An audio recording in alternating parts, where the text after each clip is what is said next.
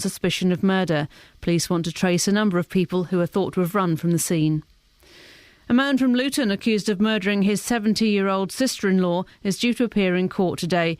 56-year-old John Evans is accused of stabbing May Evans to death inside her car in Trent Road. Mrs Evans had married his brother just 6 weeks before her death. A campaign group has criticised plans to put up anti-smoking signs in play areas in the Rickmansworth area of Hertfordshire. Three Rivers District Council is expected to give the go-ahead to the notices tonight. Matt Lockwood reports. Figures show second-hand smoking results in 300,000 doctors' visits by children every year. Health experts say it increases the risk of kids getting lung diseases, ear infections and sometimes even cot death. But the pro-smoking group Forest told us there's not a shred of evidence that stopping smoking in play areas has health benefits for children.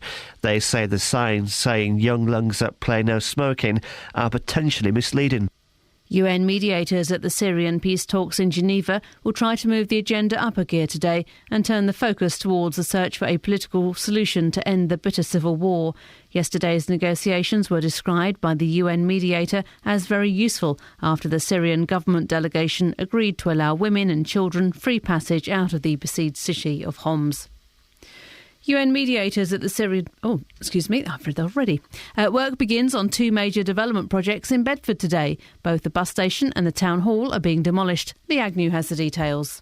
Bedford Town Hall has stood empty since the Borough Council moved to the old County Council building. It's being knocked down and replaced with a new shopping area called Riverside North, which includes a multi-screen cinema and homes.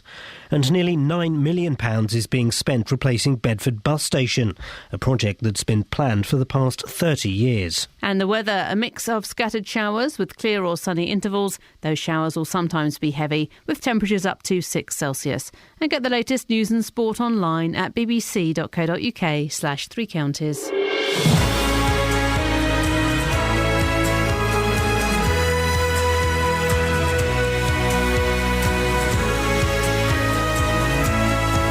This one's for you guys.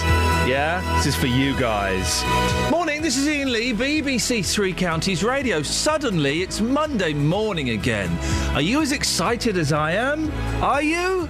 Are you? No. Lots coming up on the show this morning. As always, keen to get your thoughts on them. Incredible story. We've been contacted by the neighbours of an elderly man from Bedford. Now, they were so shocked at the conditions he's been left living in, despite regular visits from a carer. He's been sleeping in badly soiled sheets for weeks, and it would appear no one's been washing or changing him either. Do we always neglect our old and vulnerable?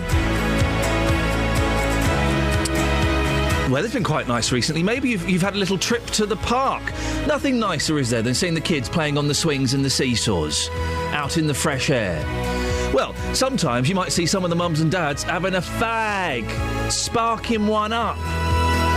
Well, one council is putting up signs telling people not to smoke in playgrounds. Really?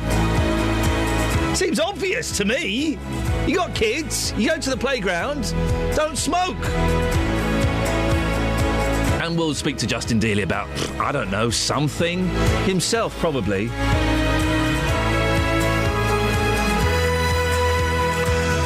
Facebook.com/BBC3CR. You can send me a text. 81333. Start your text 3CR. Or you can give me a call. 08459 455 555. Across beds, hearts and bucks. This is BBC Three Counties Radio. This is... should we play a song for one of my top reporters? I would say this gentleman's in the top 10, top 12 reporters we've got working here at BBC Three Counties Radio. He wants this song because it's morning and because it's funky. He's in his late 40s.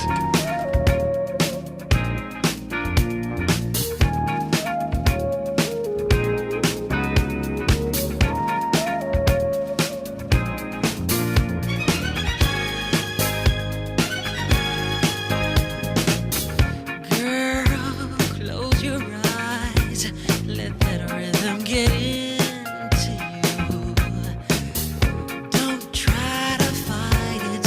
There ain't nothing that you can do. Relax your mind, lay back and groove with mine. You gotta feel that heat, and we can ride the boogie. Share that beat of love. I wanna rock with you all night. Dance you into the sunlight. Rock with you all night. Gonna rock the night away. Out on the floor, there ain't nobody there but us. Girl, when you dance, there's a magic that must be love. Just take it slow, 'cause we got so far to go. When you feel that heat, and we gonna ride the boogie. Share that beat of love. I wanna rock with you all night. Dance you into the sunlight. Rock with you all night. We gonna rock the night away. And when the groove is dead and gone, yeah, you know that love survives, so we can rock forever.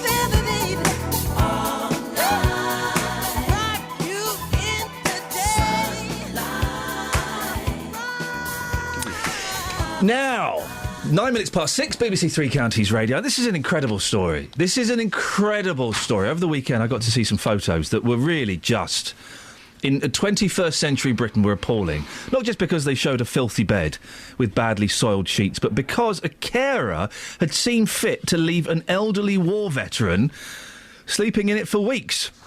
The Bedford pensioners' neighbours contacted BBC Three Counties Radio, concerned that he's being left to live in squalor. And despite receiving regular lunchtime care visits, he's being left unwashed and in dirty clothes. It's a very sad story. Our reporter, Tony Fisher, has been looking into this. Tony, obviously we're not going to reveal the identity of this gentleman, as that would be inappropriate, but what do we know about him? Well, the neighbours that you mentioned, I've spoken to them. They also don't want to come on air, but they have told me this about him. He's lived in this property in Bedford for 60 years, and up until a year ago, he's very active, independent. Then last year, they say, it all went downhill, and he's had carers coming around for the last 6 months or so. They say he's quite a difficult personality. That may be part of the problem. Nonetheless, it does sound like he needs help quite urgently. I've been told that he never changes his clothes, ever, and nobody helps him wash. He sleeps on the floor on 2 mattresses at the back of the house, which is near to the outside toilet in his rear garden. When did the neighbours first really notice there may be a problem? Well, it was on Christmas Day, and he wasn't feeling well. The neighbour, he came round that day, and the neighbour went round to his house, noticed the sheets had been left unchanged and were soiled. Then on Tuesday last week, so several weeks afterwards, he knocked on the door and asked to be taken to the doctors. The neighbour duly took him to the doctors. When the neighbour brought him back, there was a note from the carer saying, "Been in, pensioner not there, all okay." and the latex gloves that the carer used have been tossed into the front garden. The neighbour noticed... They just chucked them in the front garden? Yeah, the latex gloves were just laying there in the front garden, and with a short note saying he's not there, all OK. How can it be all OK if he's not there? Anyway, the neighbour noticed the bed sheets had still not been changed, so that's about a month. We know for sure his soil sheets hadn't been changed. On another occasion, the neighbour went round and he soiled himself in front of them. Now, they say he doesn't understand what's going on and that he's OK with the way he lives. He has told them he just wants to die. Dearie me. So what exactly are the care workers doing? Well, we don't know exactly. They leave notes in the house, as I say, which read things like... He was in chair, gave him toast, had chat, all OK. All the notes seem to end with all OK, and we have a photo of the notes that have been left, and they seem to end all OK. All the notes used to be piled up on a table in the front of the house. Then the neighbours said they would complain, and then all of a sudden the notes were suddenly removed. This was on Wednesday last week, and on that same day they left a note saying they couldn't change the sheets. The carer said that as they couldn't find a bed sheet. I'm speechless, but someone who's had, their parent looked after by carers going to the house, I find this incredible. You have spoken to the care agency boss, haven't you? Yes, I have. Well, before she put the phone down on me, she says he was assessed by social services, deemed that he could more or less look after himself and that they would only provide a lunchtime call. And she told me he won't allow us to get him changed or dress him or change his sheets. She said he has a son in America. And she said they've now been paid an extra 30 minutes to go and buy food for him. She said they get paid directly by him. This is where the confusion comes in. She says the council's not directly involved, aside from providing the initial assessment, but presumably we're assuming that the council did contract this care agency to look after him. There needs to be another assessment. She put the phone down on you? Yes, she did. What happens now? Well, we've contacted Age UK, who we'll be talking to later in the programme, and they have also been contacted by the neighbours. Age UK say they'll take this case up with the council and ask that another assessment is carried out. The council, for their part, say they're very concerned about this and are looking into it as a matter of urgency. And funnily enough, Iain, since we contacted the council on Friday, neighbours say that they have been round a lot, social services, over the weekend, and he now has a carer apparently visiting 3 times a day for the next few weeks. But really, does it take the intervention of neighbours, photos and the BBC to make sure that this man does actually get some of his dignity back? It's great that things look like they're moving, but yeah, very, very sad that it's taken a neighbour to go round there. This person may not have gone round there at all. It's taken you making a couple of phone calls. It makes me very sad and angry. And I've spoken to someone who works in the care business, whose father was in a similar situation, and he's now in a care home, but he said, it's a duty of care. Anyone, you, me, anyone, can if they see something like this, they can report it to Age UK, to the council. And, it's a duty of care almost. If there's a carer going round once a day, and I've seen these photos, we're not allowed to put the photos on the website to protect people's privacy and things like that, of course. I've seen the photos of the bed, as have you. It is disgusting. It is disgusting that a carer would go around once a day and think that's acceptable for an old man to get into and sleep in. It doesn't leave much to the imagination. 2 mattresses on a floor, a very soiled sheet, and...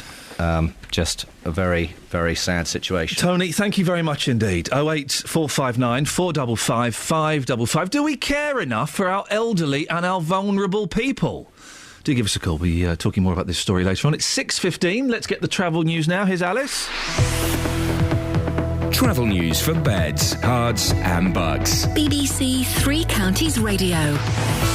Good morning. It is extremely icy out there this morning. We've got reports that there are cones on the road that have been being moved. So when they do say road closed, there will be road closures out there this morning because of ice. Cooper's Green Lane is closed between Stanborough and St Albans, which will affect traffic going between Hatfield and St Albans. And the A5 is also closed between Wiedenbeck and Towcester because of ice until they've gritted it. I'm Alice Glossop, BBC Three Counties Radio. Thank you very much, Alice. 6:16 exactly. It's Monday, the 27th of January. I'm Iain Lee. These are your headlines on BBC Three Counties Radio. Neighbours are concerned about an elderly man who's been left to sleep on soiled sheets at his home in Bedford. Notices are expected to be put up in the Rickmansworth area to stop people smoking in children's playgrounds. In football's League Cup, the 5th round will see Chelsea play Manchester United and Arsenal take on Liverpool. Footballs! The weather, cold, really cold. I mean, flipping cold this morning. Blimey! BBC Three Counties Radio.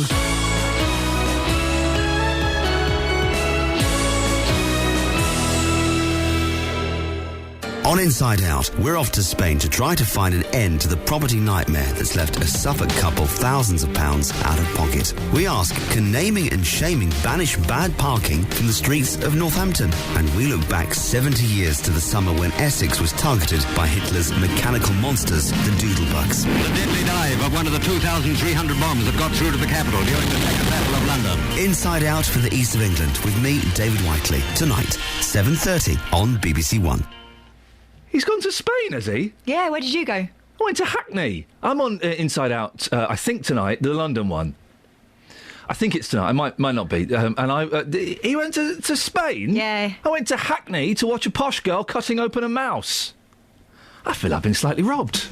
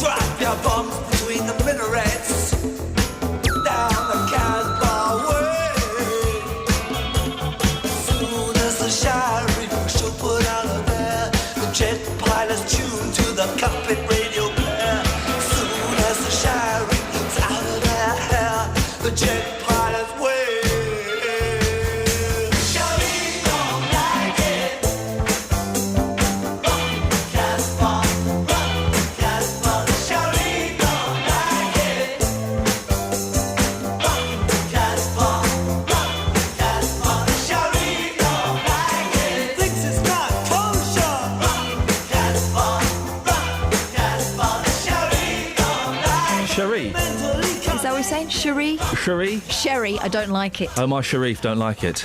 Don't like a lot of things. Morning, this is Iain Lee, BBC Three Counties Radio, and one thing that Omar Sharif certainly doesn't like is people smoking in children's playgrounds. Oh, I bet he does. It's from the 60s. Is he still alive, Omar Sharif? 08459 455 555. Call me now. Now, play areas across southwest Hertfordshire could soon get signs telling people not to smoke in front of children.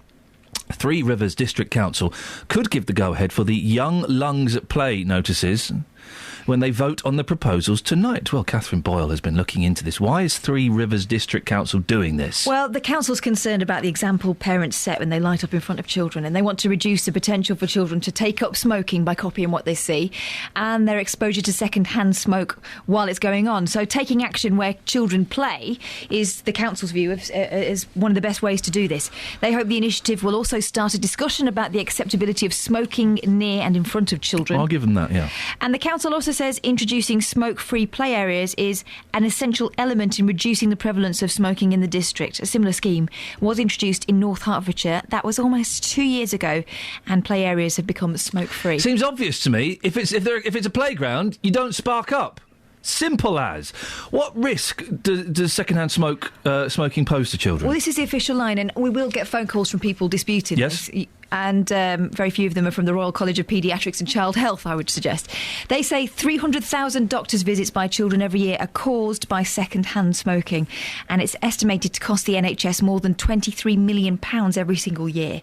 A while ago, the Director of Health and Wellbeing at Public Health England, Professor Kevin Fenton, said the dangers posed to children by second-hand smoking can't be underestimated. The reality is that there are more than 4,000 harmful chemicals in second-hand smoke, and nearly 50 of these chemicals have been linked to causing cancer.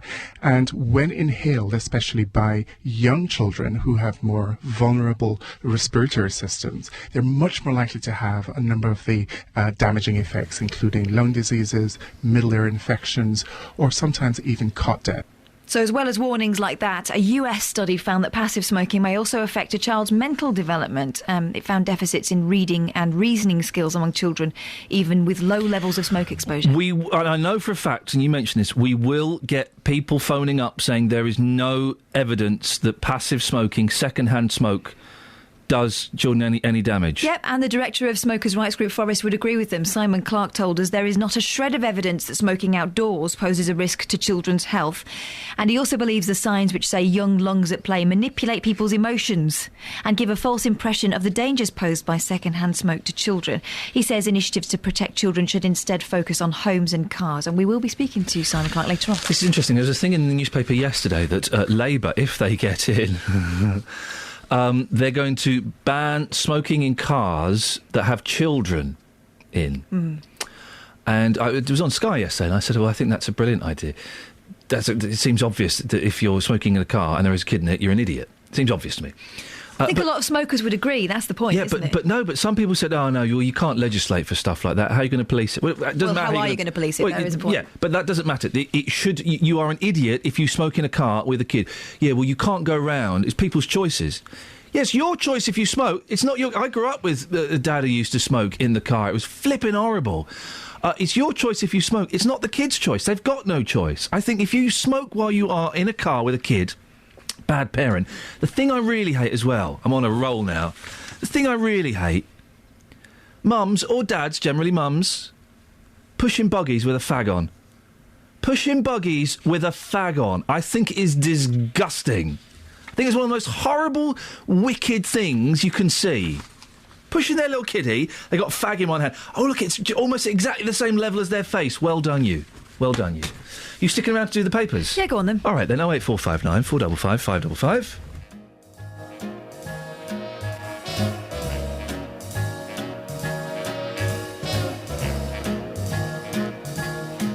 I've got you under my skin. I've got you deep in the heart of me. So deep in my heart that you're really a part of me. I've got you under my skin. I tried so not to give in. I've said to myself, this affair, it never will go so well. But why should I try to resist when, baby, I know damn well that I've got you under my skin. I'd sacrifice anything, come what might, for the sake of having you near, in spite of a warning voice. Comes in the night and repeats in my ear. Don't you know, you fool, you never can win. Use your mentality, wake up to reality. But each time I do, just the thought of you makes me stop before I begin, because I've got you under my skin.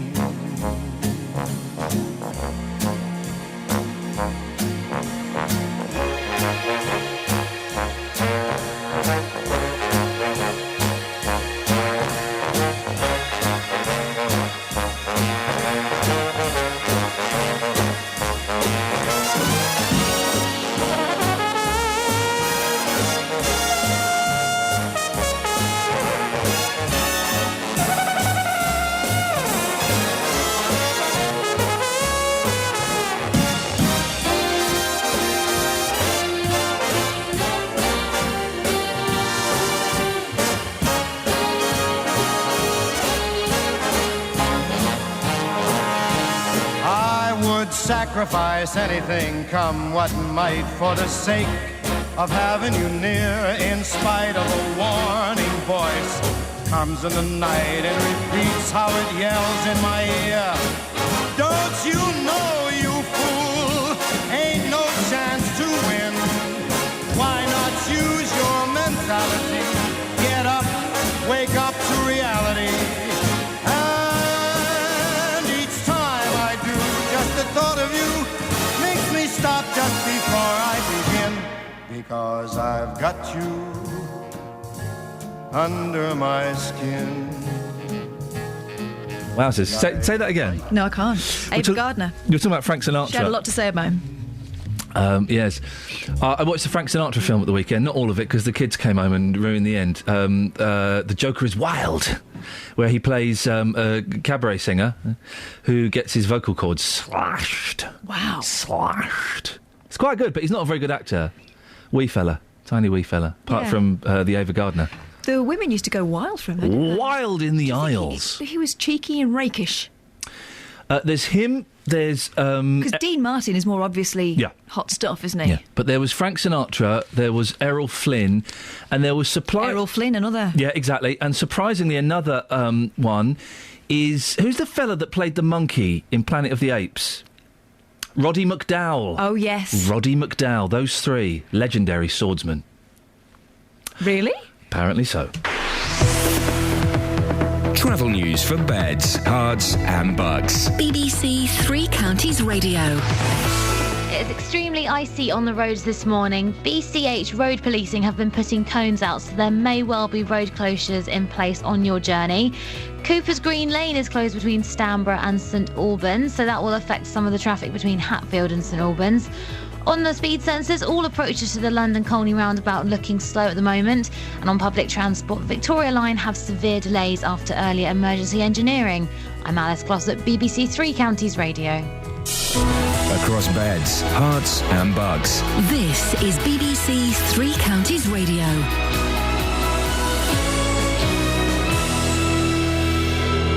It's 6:30, I'm Jane Killick. Neighbours of an elderly war veteran in Bedford are becoming increasingly concerned for his welfare. Although he receives care visits to his home at lunchtime, his bedsheets have been left soiled for weeks and nobody helps him wash or change his clothes. A murder investigation's been launched after a teenager was stabbed to death in Bedford.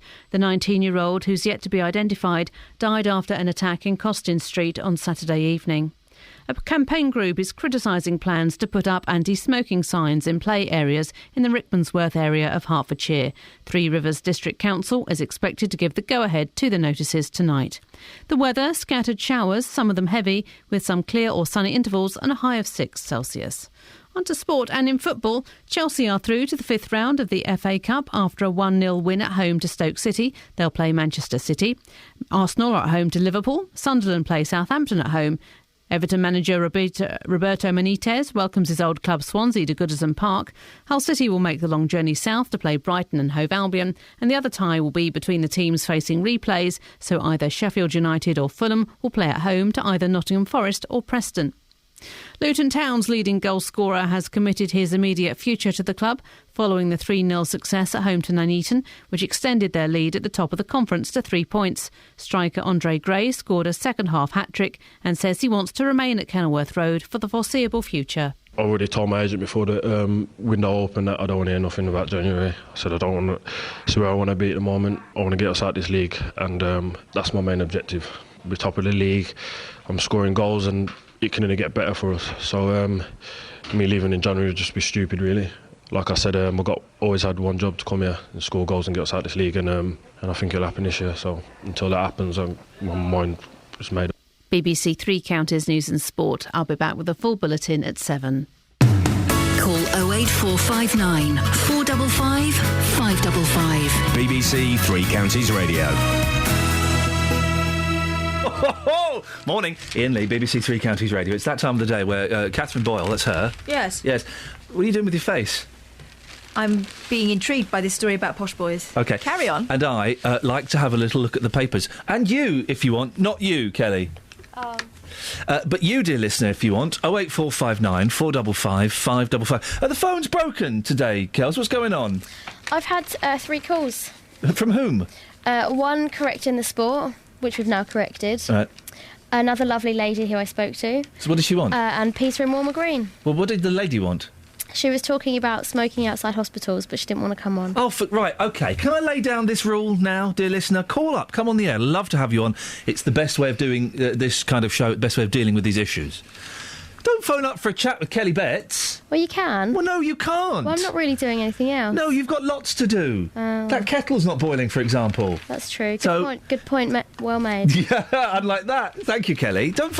We get this a lot, don't we, Catherine? People phoning up saying they say what they want to say. They usually we have a really lovely chat for about 10 minutes as I watch the phone lines light up and then one by one go out while I'm being intrigued by this. And usually it's a great point. I'm thinking, OK, so what's your phone number?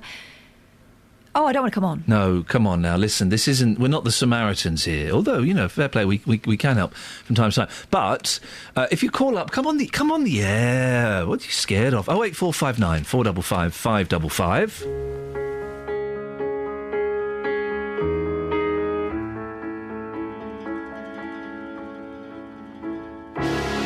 I push all my problems through the back of my mind. Then they surface in my dreams, they come alive. I sweep all my issues to somewhere I can't find and hope that I'll forget, but there's just so many times. Why can't I be strong and just confront all my fears when the fear is hurting you by being sincere? But how many more days can I run? How many years? Emotions flooding in, now it's all seeming so clear. Crying for no reason, feel the tears roll down. I felt strong, but am I breaking now? Crying for no reason, 'cause I buried it deep. I made promises I could not keep, 'cause I never faced all the pain I caused. Now the pain is hitting me full force.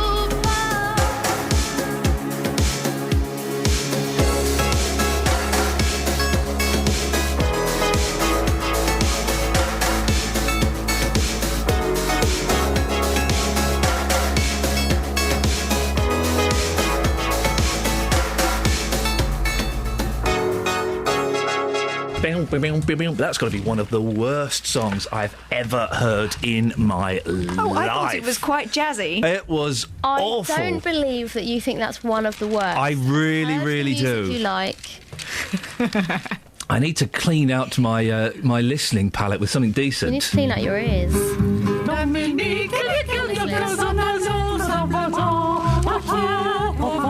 Someone sent us, I've not seen this yet, on Twitter. Have you seen this? Someone sent us the 1982 disco version of The Singing Nun. Wasn't that what we just played?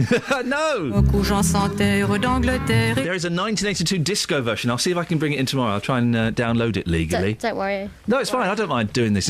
Hey, listen, I've just been reminded that in October of last year, 2013, wow, mate, who'd ever thought we'd live long enough to say that 2013 was last year?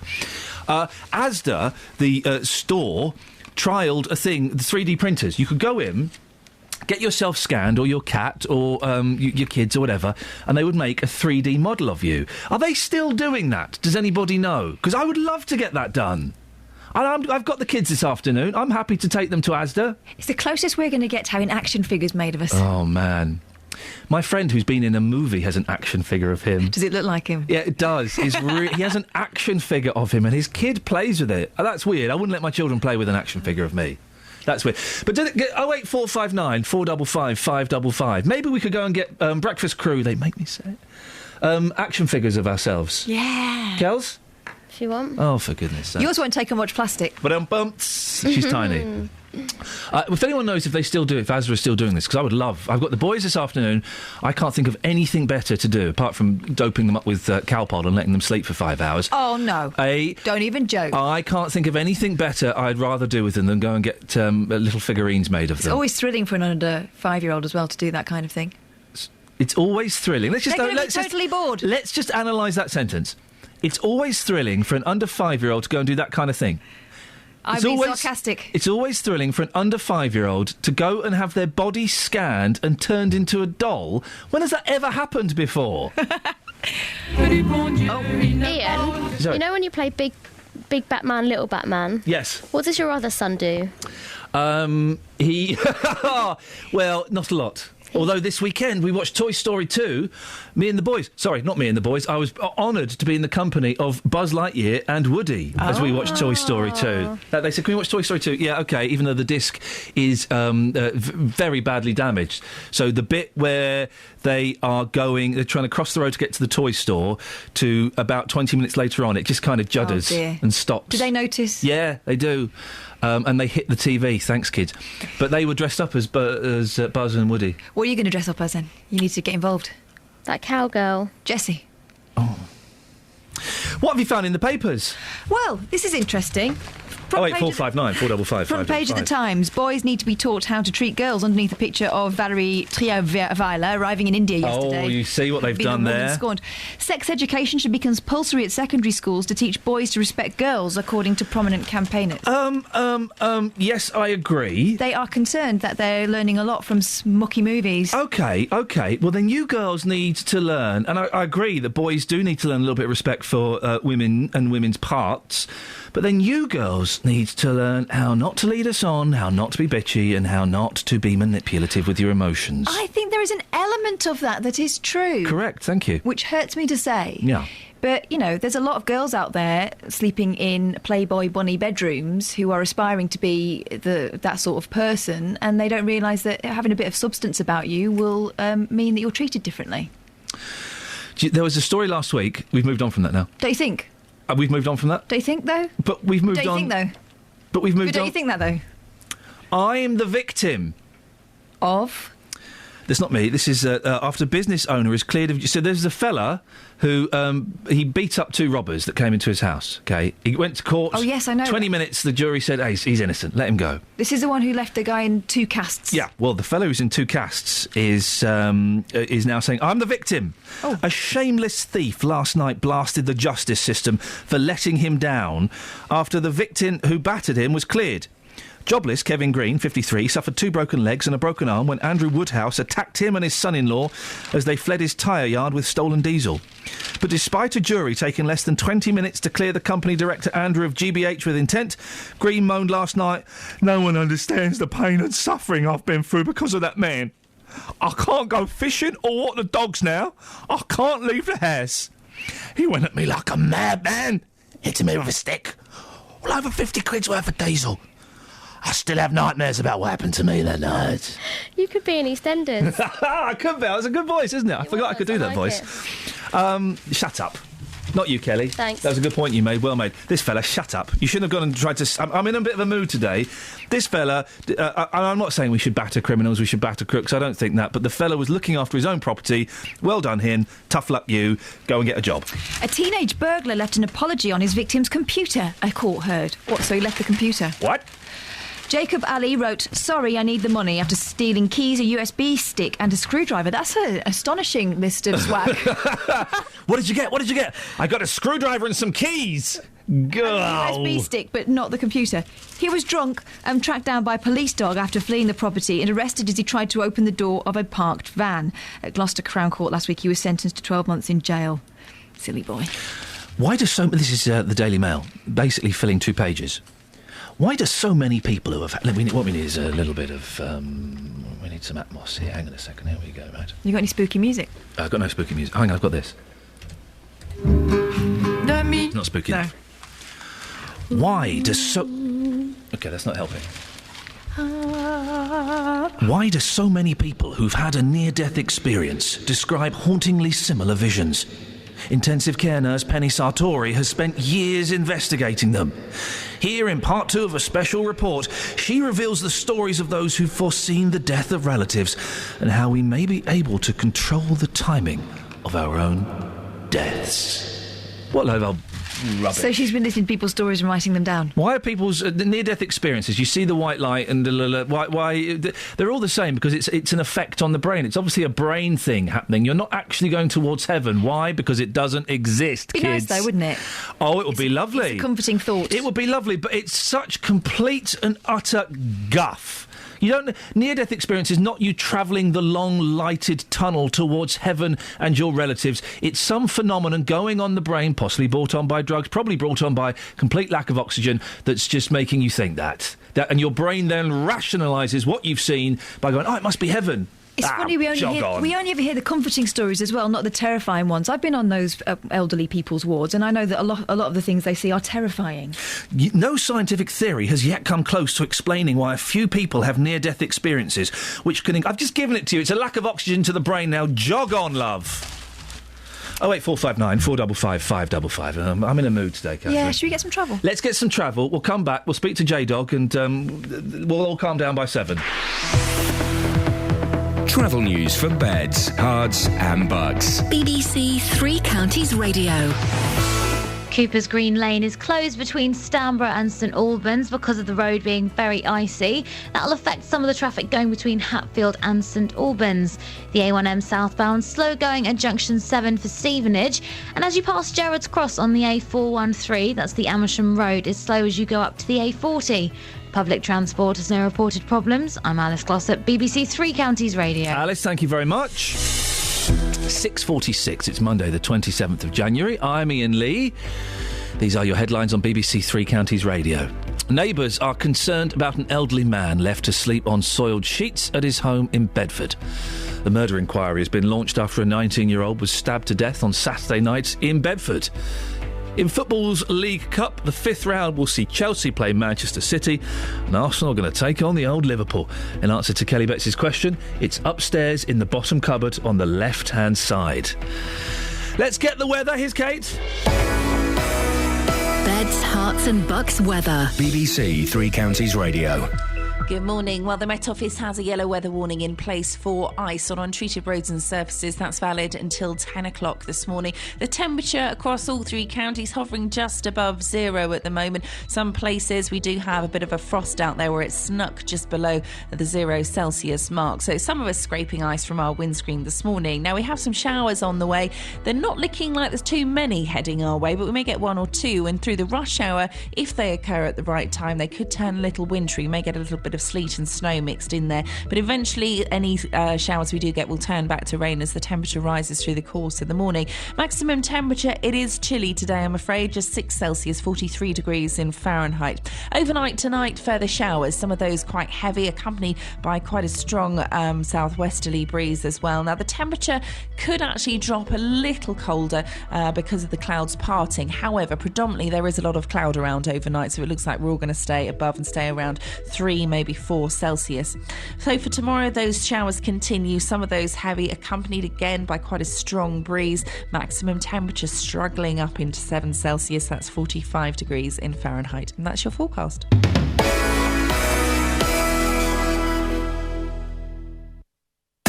Roberto Perrone. We'll talk about your partner's annoying habits. This after a woman filed for divorce after just 1 week. I know I snore and I snore badly, but I can't help it. Roberto Perrone. It's Friday.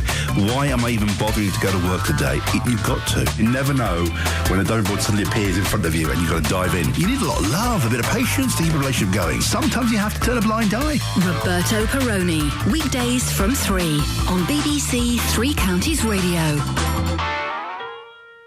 Now this is a song. I know. This is a song. This is an anthem. You don't get anthems anymore, do you? I chose this one. Oh, mate, thank you. Try and so hold much. it together. It's a sad one. Yes. And yet inspiring. Wonderful, wonderful stuff. Let's keep it quiet for the next 4 minutes exactly as Barry tells us how he made it through the rain. We dreamers have our ways of facing rainy days, and somehow we survive. We keep the feelings warm, protect them from the storm, until our time arrives. Then one day the sun appears, and we come shining through those lonely years. I made it through the rain, I kept my world protected. I made it through the rain, I kept my point of view. I made it through the rain and found myself respected by the others who got rained on too and made it through.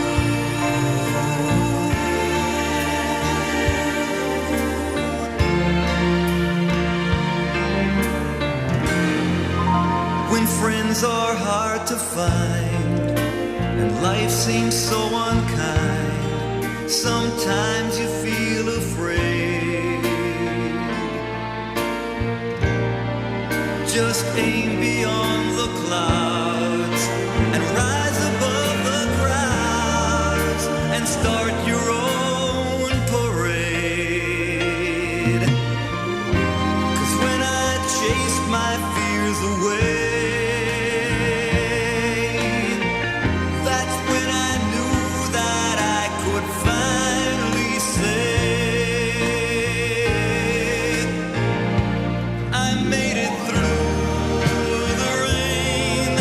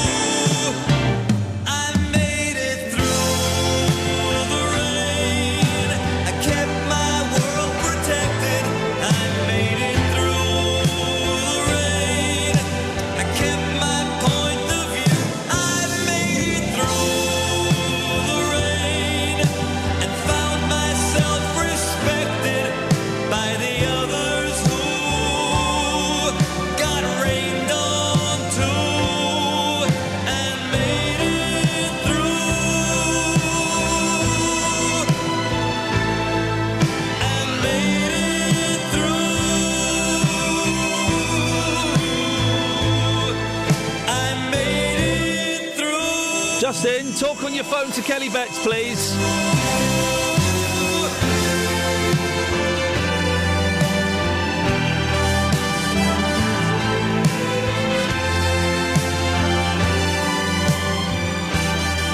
That's how we rock things here at BBC Three Counties Radio. All the announcements and decisions that should be made off air, we make them on air.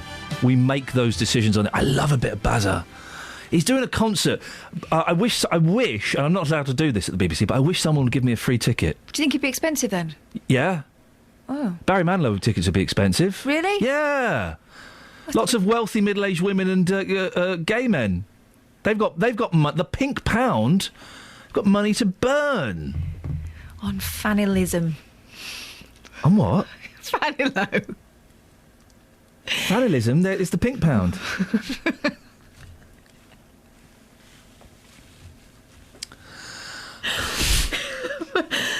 Anyway. Hey up, Chuck.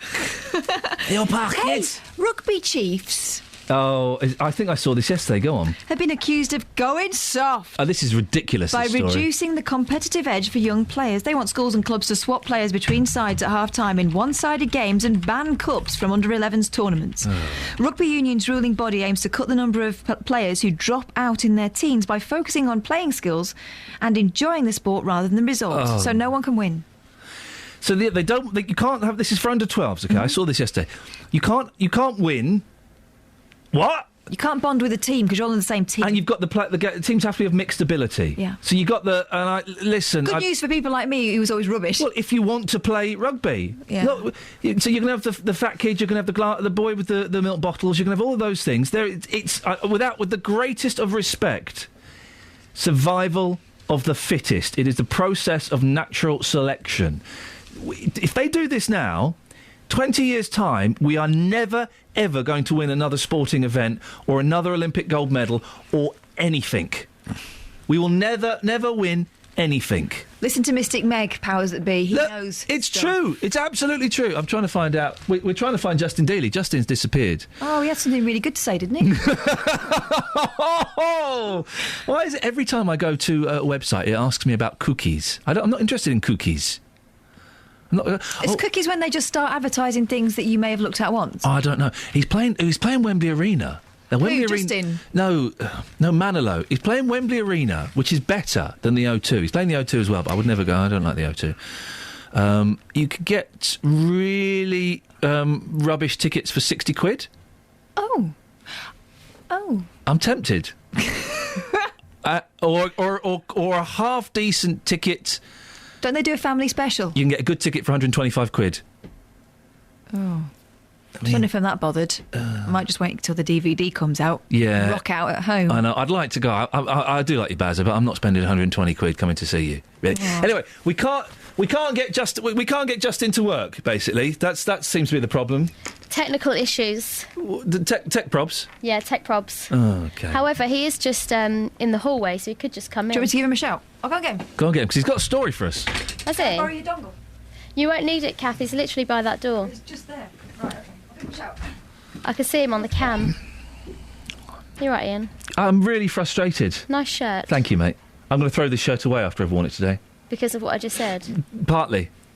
Don't throw it away. You could use it as rags. The pony? You could use it to clean things. Well, I'm not going to do that. We've got rags. But you We've know, got dusters. You could just use that, or you could lay that out and have a picnic on it. We've had a whole hour without any content. Content. I mean, phone calls. Phone calls. Hey up, Just, what's going on, mate? Hello? What? Sorry? Hello?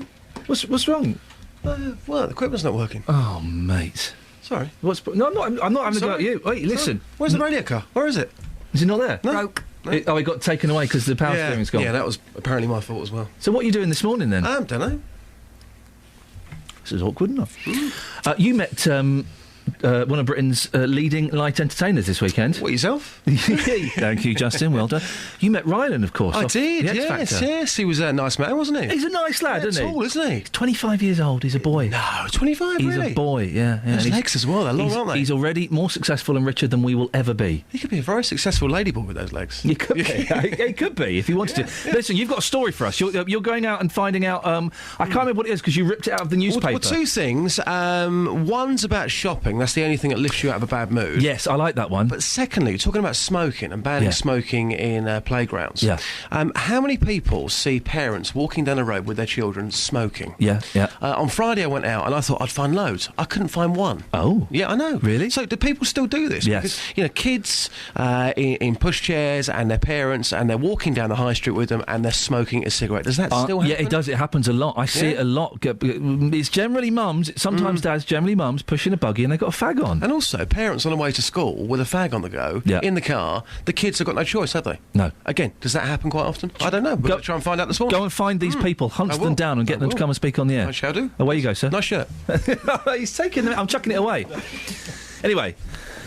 Well, that was nice, wasn't it, Kath? Yeah, it's nice to have him inside. It's nice to have him inside, isn't it? Yeah. It's a bit like a feral cat. I do think sometimes he sabotages the radio car just so he can hang out. Well, it's cold out. It's freezing. 08459. Well, we didn't really achieve much in the last 30 minutes, but we filled 30 minutes. Well, listen to Barry Manilow. Yeah. Worked out that we can't afford to go and see him. Came away feeling a little bit empty. 08459 455 555 is the telephone number. If you want to give us a call, you can send me a text as well. 81333. Parents smoking in front of their kids while they're pushing a buggy in the car and in playgrounds. Oh, it's awful. If you do it, give me a call and tell me how on earth you can justify your selfish behaviour. Travel news for beds, cards and bugs. BBC Three Counties Radio. BCH road policing have been putting out cones because of ice, so there may be road closures in place on your journey. Cooper's Green Lane is closed between Stanborough and St Albans because of the ice. And the M25 anti-clockwise slow going between junction 21 for the M1 and 19 for Watford. Also struggling between 17 for Maple Cross and 16 for the M40. Public transport has no reported problems. I'm Alice Glossop, BBC Three Counties Radio. Alice, excellent stuff as always. Thank you very much. Coming up in the next hour, we'll be talking about smoking in front of kids, but also the incredible story of a Bedford pensioner who's been left in disgusting conditions. It's such a sad story. We'll find out more after the news with Jane Killick. Local and vocal across Beds, Herts and Bucks. This is BBC Three Counties Radio.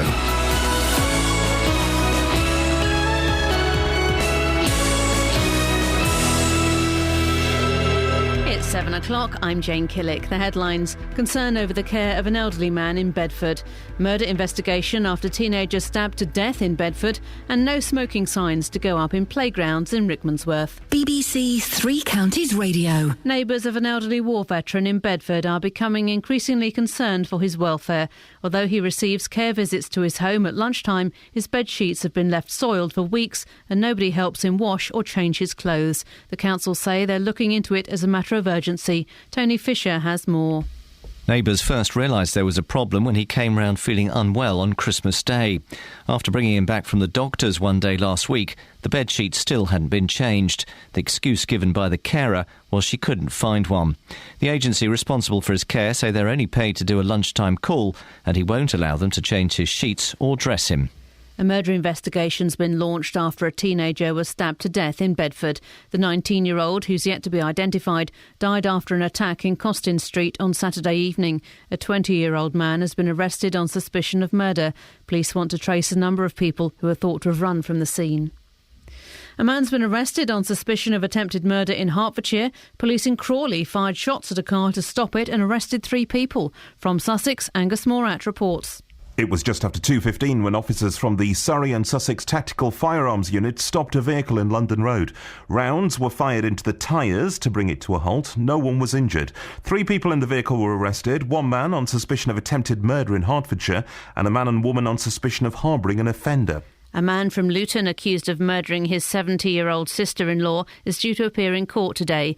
56-year-old John Evans is accused of stabbing May Evans to death inside her car in Trent Road. Mrs Evans had married his brother just 6 weeks before her death. Work begins on 2 major development projects in Bedford today. Both the bus station and town hall are being demolished. Lee Agnew has the details. Bedford Town Hall has stood empty since the Borough Council moved to the old County Council building. It's being knocked down and replaced with a new shopping area called Riverside North, which includes a multi-screen cinema and homes. And nearly £9 million is being spent replacing Bedford Bus Station, a project that's been planned for the past 30 years. A campaign group has criticised plans to put up anti-smoking signs in play areas in the Rickmansworth area of Hertfordshire. Three Rivers District Council is expected to give the go-ahead to the notices tonight. The pro-smoking group Forest says there's no evidence stopping smoking in play areas has health benefits for children. In cricket, former Bedfordshire spinner Graham Swan has told the BBC he decided to retire from cricket during the recent Ashes series because he was playing so badly. Swan quit cricket after the third test.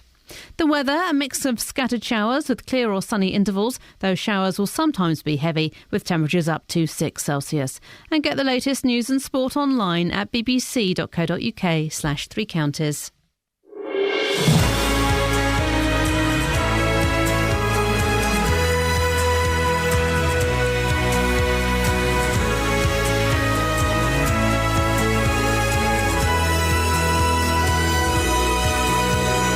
This is Iain Lee, BBC Three Counties Radio. Suddenly, it's Monday morning again.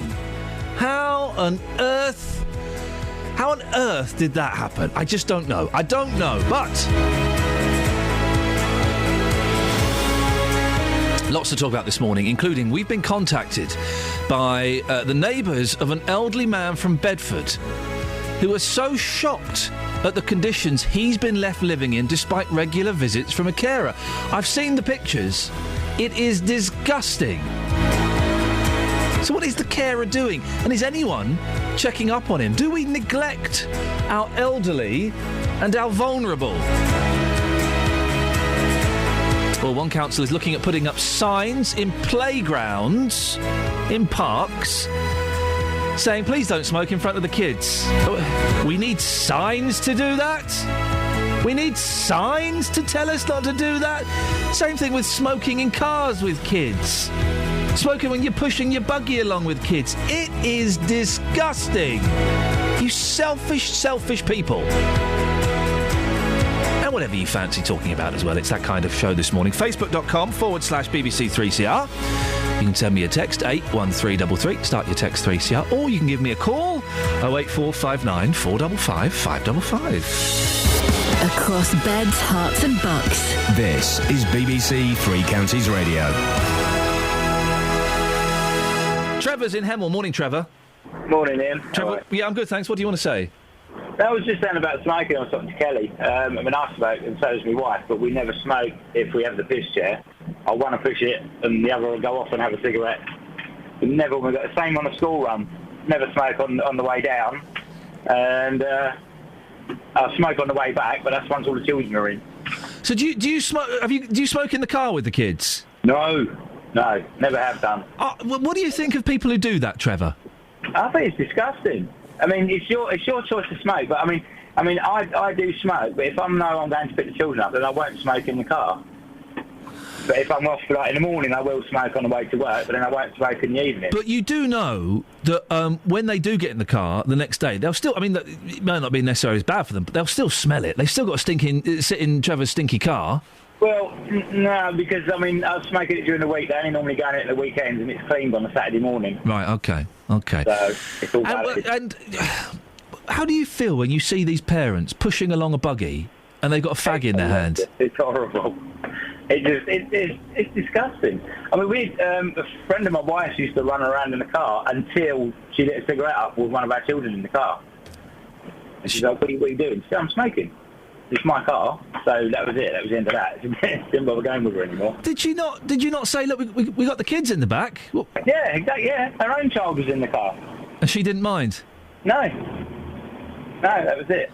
I mean, that was the last time she went in the car with her. It's so selfish. It's so selfish to do that.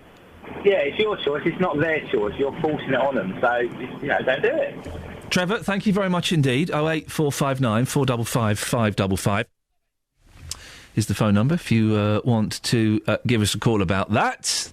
It's one of those things. I do think if you want to smoke, fine. I have nothing against smokers. Hey, I was one. But I just think smoking in a car with kids... Got the windows open. OK, right, that makes it all right, does it? Smoking when you're pushing a buggy. A buggy? Those they're babies. They're so precious. 08459 455 555. Little sip of... that coffee tastes a bit like... kind of cumin kind of thing, doesn't it? It's got that kind of taste. How weird. 08459 455 555. Across beds, hearts and bucks. This is Iain Lee. BBC Three Counties Radio. Now, this is the story that's got me in a bad mood. I find this story, it's saddening, it makes me angry. Oh, dear. We've been contacted by the neighbours of an elderly war veteran in Bedford, concerned he's being left to live in squalor despite receiving a daily visit from a carer. The pensioner's bedsheets have been left soiled for weeks and no one helps him wash or change his clothes. The council, now as a result of this neighbour and of BBC Three Counties Radio making some phone calls, say they are very concerned and are looking into it as a matter of urgency. Well, the chief exec of Age UK in Bedfordshire is Karen Perry. Good morning, Karen. Good morning, Ian. Now, I've seen the photos of this bed. You've seen the photos. To respect the gentleman's anonymity, we have not posted the photos. I know also the carers are slightly concerned about us posting the photos.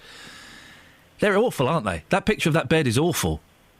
It does. Yeah, well, it does look pretty dire. Yeah, I have to admit. Yes, yeah. Do you come across this kind of thing often? Old people neglected like this, able to live like this? It's not common. No, I would have to say it's not common. And when we do come across a situation where an older person or a couple of older people are living in what we would consider to be, if you like, below the standards that humans should live, then obviously we actually do get involved and we would try to help them to get in services and also to understand their rights and what they're entitled to. So, that would be our first step with any person that was referred to us or referred themselves, because many people do not understand what they're entitled to, so they may be living in abject poverty and in very, what we would think of unsanitary or unsavoury conditions. And then we would start the process very slowly with them of helping them understand what they can claim for, what benefits they can claim for, what help they're entitled to, maybe help them contact social services on their behalf to request a social worker visit, an assessment of their needs. And it's a very long process in most cases because people don't get into this situation overnight. It takes a while for somebody to get into this sort of situation. So it obviously, as you'll understand, takes a little while to encourage and help them to get out of such a situation. And that's the thing. What if we've heard that this gentleman in question can be a little bit difficult? He's not necessarily completely aware of what's going on, and in fact he said that he just wants to die. If someone is being a little bit problematic, can we make them do things? Can we make them clean? Can we force help upon them? This is a very difficult situation. I can tell you about this gentleman in particular that when your reporter contacted me, I contacted social services, and I've been in contact with the Director of Adult Social Care, and I do know that as a matter of urgency that was actioned within 10 minutes of my call, and this situation had been actioned. However, as you quite rightly say, some people can be very resistant. And at the end of the day, if somebody is resistant and that somebody has full mental capacity, whether the terminology is sort of full mental capacity, then they have a right to make decisions about where and how they live. I understand that there is the odd piece of legislation that can be called into to help in these situations, but it can be very, very, very difficult to encourage somebody who has full mental capacity that actually wants to live the way they want to live, and they may have lived this way all their lives, to actually want to change and have a better environment and to cope, in a better way with a situation. It can be very difficult. We have worked with clients of ours for a number of years, and it's not weeks or months, it's actually a number of years, to endeavour to try to help them to understand that they're maybe not living in the best conditions for themselves, and to try and encourage them to, accept help. Because again, it's about dignity, it's about self-respect, it's about feeling that people are coming into your home and taking over. And that's sometimes where a voluntary organisation such as Age UK Bedfordshire or one of our neighbouring Age UKs, or indeed another voluntary organisation, can win out, because we're not seen as an authority figure. We can work in a much less authoritarian way with a client. But yes, it can be very, very difficult, especially if they make a choice. Karen, you said you've spoken to adult services and the actions being taken. What does that action involve? I can't, obviously, Ian, I can't discuss this situation or this gentleman because of confidentiality and data protection. What I think is I can tell you is that I spoke to the Director of Adult Services on Friday evening. Within 10 minutes of trying to contact him, he called me back, and I had another call from him later in the evening to say that he had looked at the information and he had actioned it, and something would be done that evening. And it's taken the neighbour to get in touch with us to get in touch with you to get in touch with them. There has been a carer going in once a day. Shouldn't they have raised a warning?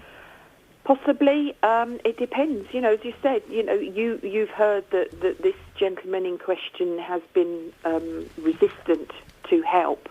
And it may be, it depends on the care agency, on their protocols, on their reporting structure. It's not as easy as shouldn't somebody have done this, shouldn't somebody have done that. It is a very difficult situation. And if the gentleman in question has been resistant, then maybe the care agency, the carers have felt, well, he's happy in this way, and it depends on their protocols and their reporting processes.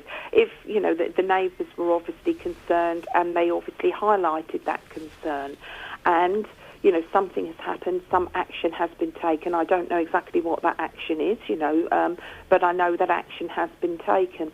And I suppose again we go into this process, as I've sort of described to you, that you then start to try to help somebody, but again, it's down to personal choice, personal dignity, unless, of course, there isn't full mental capacity. Then there is more legislation that can be brought in by a local authority to help somebody. But it's very, very difficult, and some of these situations are heartbreaking, but extremely difficult to actually cope with, on both sides, both from the person themselves and from the people trying to help. Karen, very, very quickly, can I hear a cat purring there? No, you can hear my dog growling. Oh, OK. I thought I could hear something. All right, I'll let you go and sort the dog out. Karen, thank you very much for your call, for talking to us this morning, and also for your help on this matter. That's the Chief Exec of Age UK in Bedfordshire, Karen Perry, who's got a very hungry dog there.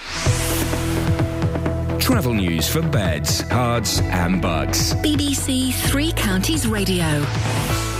It's a very icy morning out there, so there may be road closures in place on your journey this morning. Coopers Green Lane is closed between Stanborough and St Albans because of the ice. The M1 southbound is slow going between junction 12 for Flitwick and 11 for Dunstable Road. Also between 9 for Redbourne and 8 for Hemel Hempstead. The M25 anti-clockwise slow going as well between 17 for Maple Cross and 16 for the M40. Public transport has no reported problems. I'm Alice Glossop, BBC Three Counties Radio. Thank you very much, Alice. 7:16, Monday, the 27th of January. I'm Iain Lee. These are your headlines on BBC Three Counties Radio. Neighbours are concerned about an elderly man left to sleep on soiled sheets at his home in Bedford. Notices are expected to be put up in the Rickmansworth area to stop people smoking in children's playgrounds. In football's League Cup, the 5th round will see Chelsea play Manchester City and Arsenal will take on Liverpool in the football game. The weather cold with sunshine and heavy, sometimes thundery showers.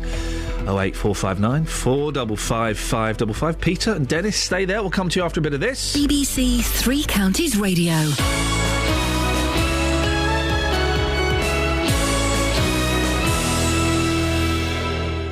The Six Nations. It's not just about rugby. It's about rivalry. Everything riding on this game. Lose, you're staring at the abyss. It's about nations. A bit of pride there. That's what they're living off at this moment in time. Your nation. Into the corner! Magnificent victory! Because our fiercest rivals are those who are closest. A monumental game for the nation. This is hard-edged rugby. The Six Nations starts next Saturday afternoon across the BBC. Peter's in Walmer Green. Morning, Peter. Good morning. Peter, what have you got for us? I just wanted to say that when people are sometimes in hospital, elderly people, and they get a package when they work out a package, because if it's a vulnerable person, they work out a package. Care package, yeah.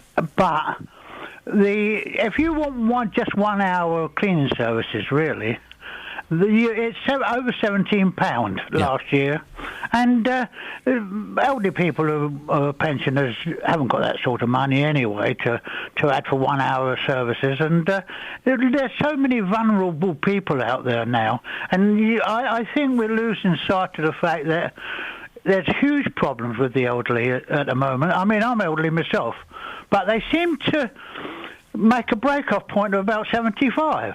Well, they kind of give up on you, is that what you're saying? Well, yeah, I mean, I run bowl sessions for people over 90. You run what sessions? I run bowl sessions for people who are up to over 90. Help to run them. Fantastic. And they can't play bowls if they're 90 years old, Peter. They can't pick the things up or bend over. Oh, certainly can. By the way, I know someone who drives is 99. Oh, whoa! Now you've just crossed. We've entered the lexicon there. There is a 99-year-old driver. Oh yeah, man or woman? He's drove since he was 17. He must be tired. Ban him. Ban him. No, take his license. Take his keys, Peter, and throw them as far as you can. Should be about 2 foot. That will kill him. Oh, well, don't kill him. No, he's very competent, actually. He's still competent. Oh, dear. I do think over 75, all these faculties. You shouldn't drive. He walks up and down the bowling green quite happily. Yes, what, in the middle of a game? Oi, get off the bowling green, we're playing, for goodness sakes. No, up and down, Where's my car? And down as you bowl. Yeah, OK. And people are got a fixation about over 75. Right through from National Health Service to... I'm not convinced about driving at 99, but you're right. We do need to take more care of... we need to look after our old people and our young. Well, it's going to be looking after you as well, remember? Yeah. Oh, exactly. In the future. Exactly, Peter. Thank you very much indeed.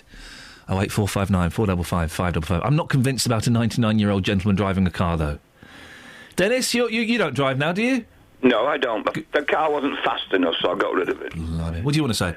I want to say anything. I'm just saying you ruined my Monday as usual. Sorry? You've ruined my Monday. How have I ruined your Monday? By giving you this gold? No. I should be on Radio 4, for goodness sakes, and I'm allowing myself to come and broadcast to the three counties to talk to you, Dennis. You're having to beg at the moment to get people to ring in. He's been very quiet on the phones, yes, I'll give you that. What you've done is you've ruined my expectations when I die. Oh. Now, I was looking forward to going up this lighted thing. Yes. God knows what was the fact. But now I'm going to have to take a torch with me. Yeah. Listen. You said it's not worth. There's a story in the Mail, I think it is today. There's the Mail regularly. The woman has written a book about people's near-death experiences when they're nearly dying and they go up a tunnel of light. That's right. It doesn't happen. How do you know? Have you been? No, because I tell you why. Because when you die, Dennis, that's it. Game over. No more credits. The light switches off. You are gone. Oh, well, you've ruined that illusion, you see, now, because I was going up there thinking these people who go up there and expect 50 virgins waiting for them, they're going to be too tired to service them all, so I was going to get... That's the Muslims. I was going to get the leftovers. I don't care what religion they are. It says here, in the second case, a woman in her 40s called Laura was holding her mother's hand as she started slipping into a coma. Then suddenly, Laura said, her mother rose from her bed and began walking away. After one pace, she turned around. She looked so happy and well, said Laura. Then she said, go back now. It's not your turn. Oh, it's wishful thinking. It's wishful thinking, Dennis. Oh, no, don't ruin it for me. I was looking forward to the leftover 15th. Well, it's not, Dennis, it's the leftovers, dear me. 08459 455 555. Now, parks, playgrounds. You know the playgrounds in parks? You've got your swings, you've got your slides, you've got your roundabouts, all of those kind of things. Well, the South West Hertfordshire could soon be putting signs up telling adults not to smoke there. Three Rivers District Council will decide whether to give the green light to the young lungs at play notices. We need signs telling people not to smoke there? Well, joining me now is Andrea Crossfield, Chief Executive of Tobacco Free Futures, which campaigns to make smoking history for children, and also Simon Clark, the Director of Smokers' Rights Group Forest. Good morning to both of you. Morning, Good morning, Ian. Andrea, what do you think about the plans like this, young lungs at play? It seems odd to me that you'd even need to have signs up near a playground.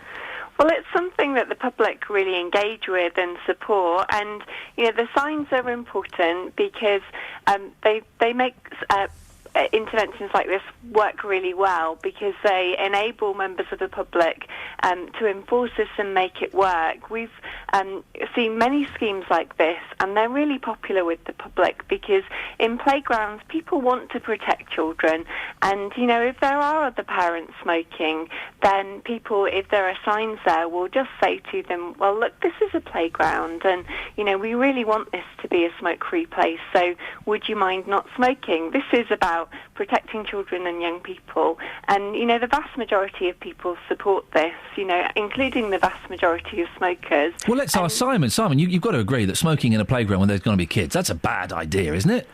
Well, I don't know about a bad idea. I mean, I do take issue when Andrea says we've got to protect kids when they're in the open air. I mean, that's what we're talking about. We're talking about the open air. We're not talking about a small enclosed space. And so I don't have any great problems with these sort of signs. I just think they're unnecessary because I'd like to see any research that shows how many people do actually sort of light up in a play area. I think you'll find it's a very, very small number. So I think this is more about denormalising smoking, denormalising smokers, making smokers feel guilty. I don't think it's got anything whatsoever to do with protecting children because, as I say, we're talking about smoking in the open air.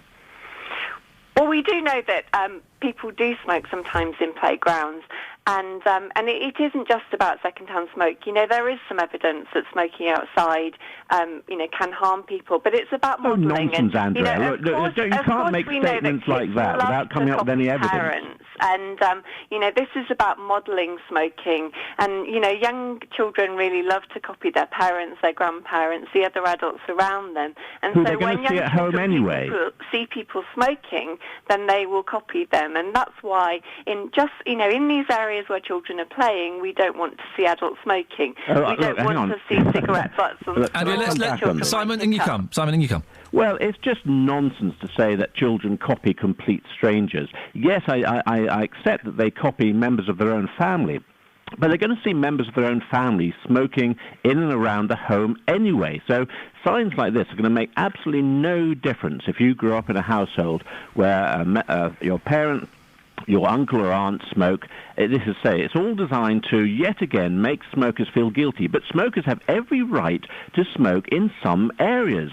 And the point, I'm not encouraging people to smoke in children's play areas. And as I say, I come back to this thing. What actual evidence do we have for the number of people who do, in this day and age, light up in a children's play area? I think you'll find it's a very, very small number. And just going back to this business of where people can smoke, my concern is that we start off with having these signs in play areas, then suddenly we'll find that they cover the entire park. Suddenly they'll be on beaches as well. I mean, where is this going to stop? But we do have a right to smoke somewhere. Simon, we do know that second-hand smoking does pose risks to children, don't we?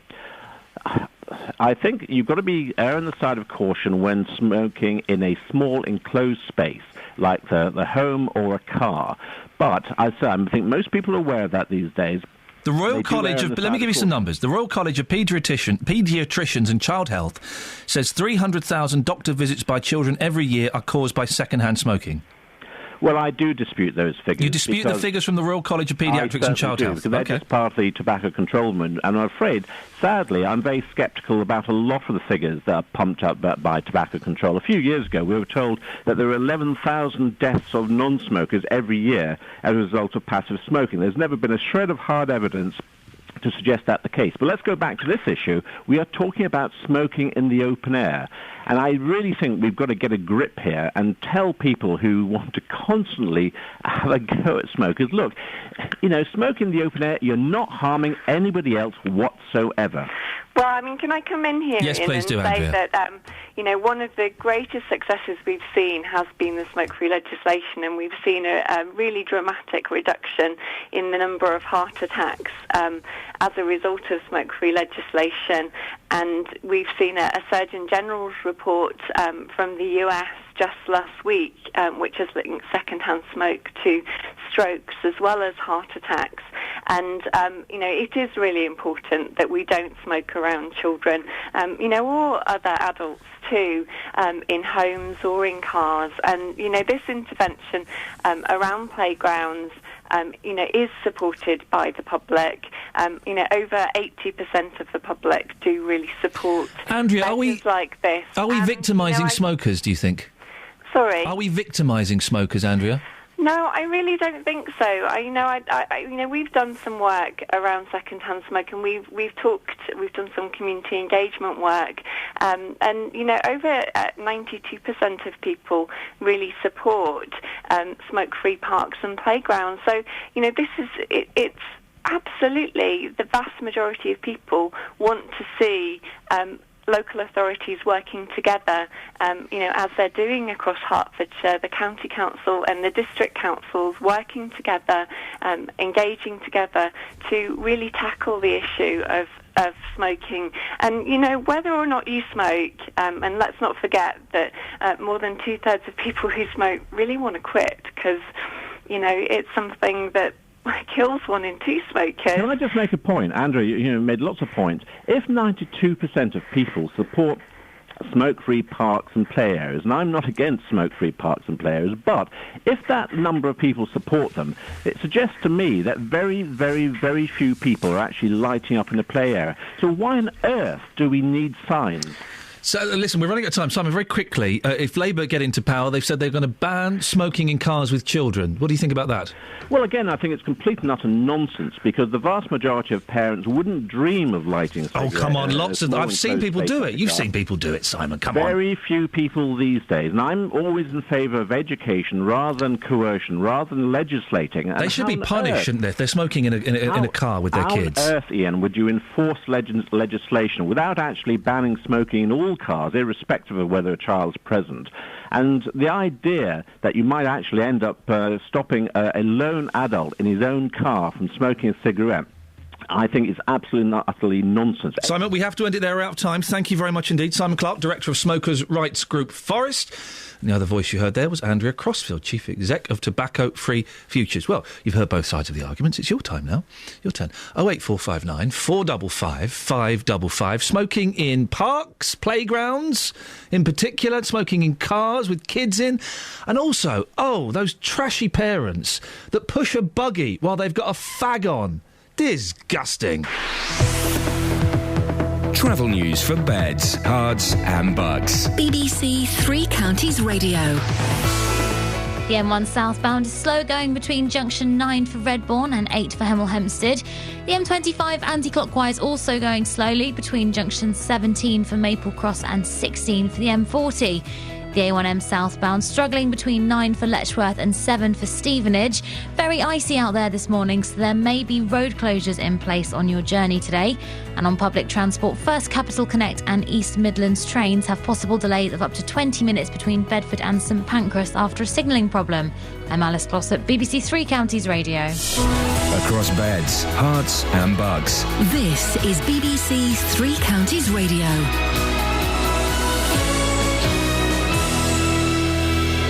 It's 7:31, I'm Jane Killick. Neighbours of an elderly war veteran in Bedford are becoming increasingly concerned for his welfare. His bedsheets have been left soiled for weeks and nobody helps him wash or change his clothes despite care visits to his home.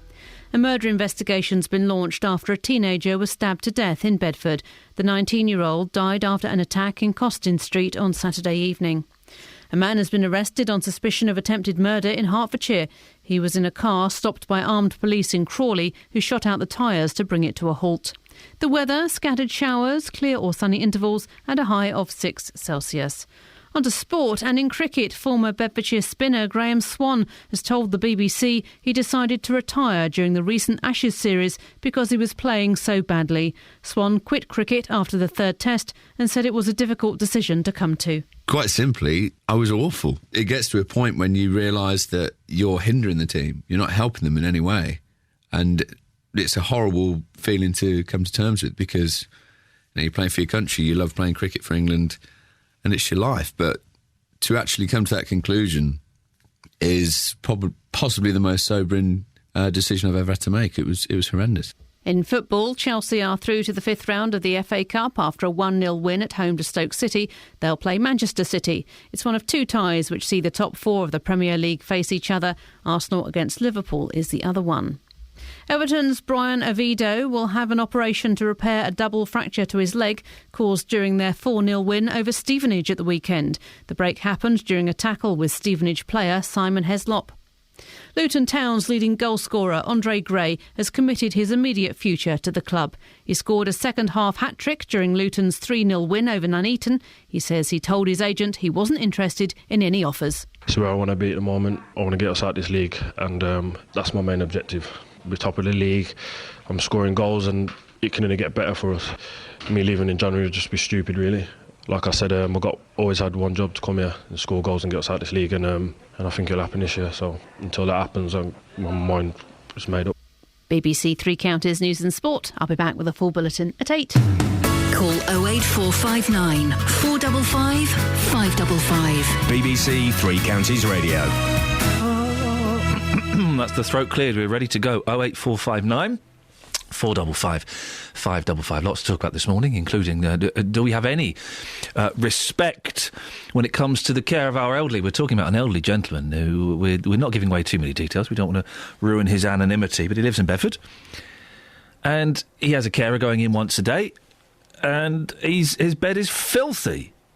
I mean, disgusting. We've seen the pictures. We're not putting them up on Facebook for various reasons, but it's disgusting. Have we lost respect when it comes to caring for our elderly? 08459 455 555. And smoking. It looks like a council is going to vote tonight as to whether they should put signs up saying, please don't smoke, it's a playground, for goodness sakes. It seems obvious to me. You don't smoke near kids. On the Facebook page, Wade says, about time. It should be banned everywhere children play or hang out. Although, to be honest, a lot of the kids are doing it themselves. Stop all smoking outside or near any entrances where young children or people have to walk through, like shops or parks. Drake says, let's be blunt about it. If you're under 40 and have ignored all the anti-smoking messages, you have to be pretty stupid. Peter says, as with a lot of things today, we are plagued with, we will bombard you with spurious advice that you should do this, that or the other, because we think that if you don't, it is bad for you.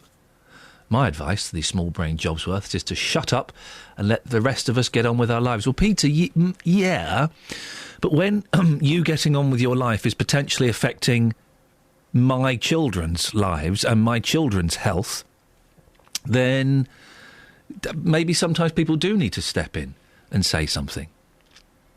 08459 455 555. Joe's in Letchworth. Morning, Joe. Oh, I'm angry, Ian. I'm angry. Why are you angry, Joe? Calm down. Come on. I'm really angry. But first things first. Isn't that Kelly fantastic? That BBC introducing that band you played last Friday. Oh, they were good. Corda. What are they called? Corda Marshall. Corda Marshall, thank you, Kelly. Weren't they fantastic? I really enjoyed them. I'm glad you like them, Joe. Do you want to hear a little bit? Do you want to hear a little bit of them now, Joe? Ian's going to play the Singing Nun. No, I'm not. Don't play that. that horrendous nun. Please don't. What is wrong? Hang on, first of all, you can't call a nun horrendous. I think Yes, that's either I can. illegal or sinful. Well, hang on a minute, Ian. I can call it that because we've just established the fact that there is no afterlife and it's just oxygen deficiency to the brain. So the whole thing, yeah. Okay, would you like to hear a little bit of that Quarter Marshal? I want to hear the whole thing. Here we go. I want to hear all of it. Oh. Yeah? You know what I'm talking about?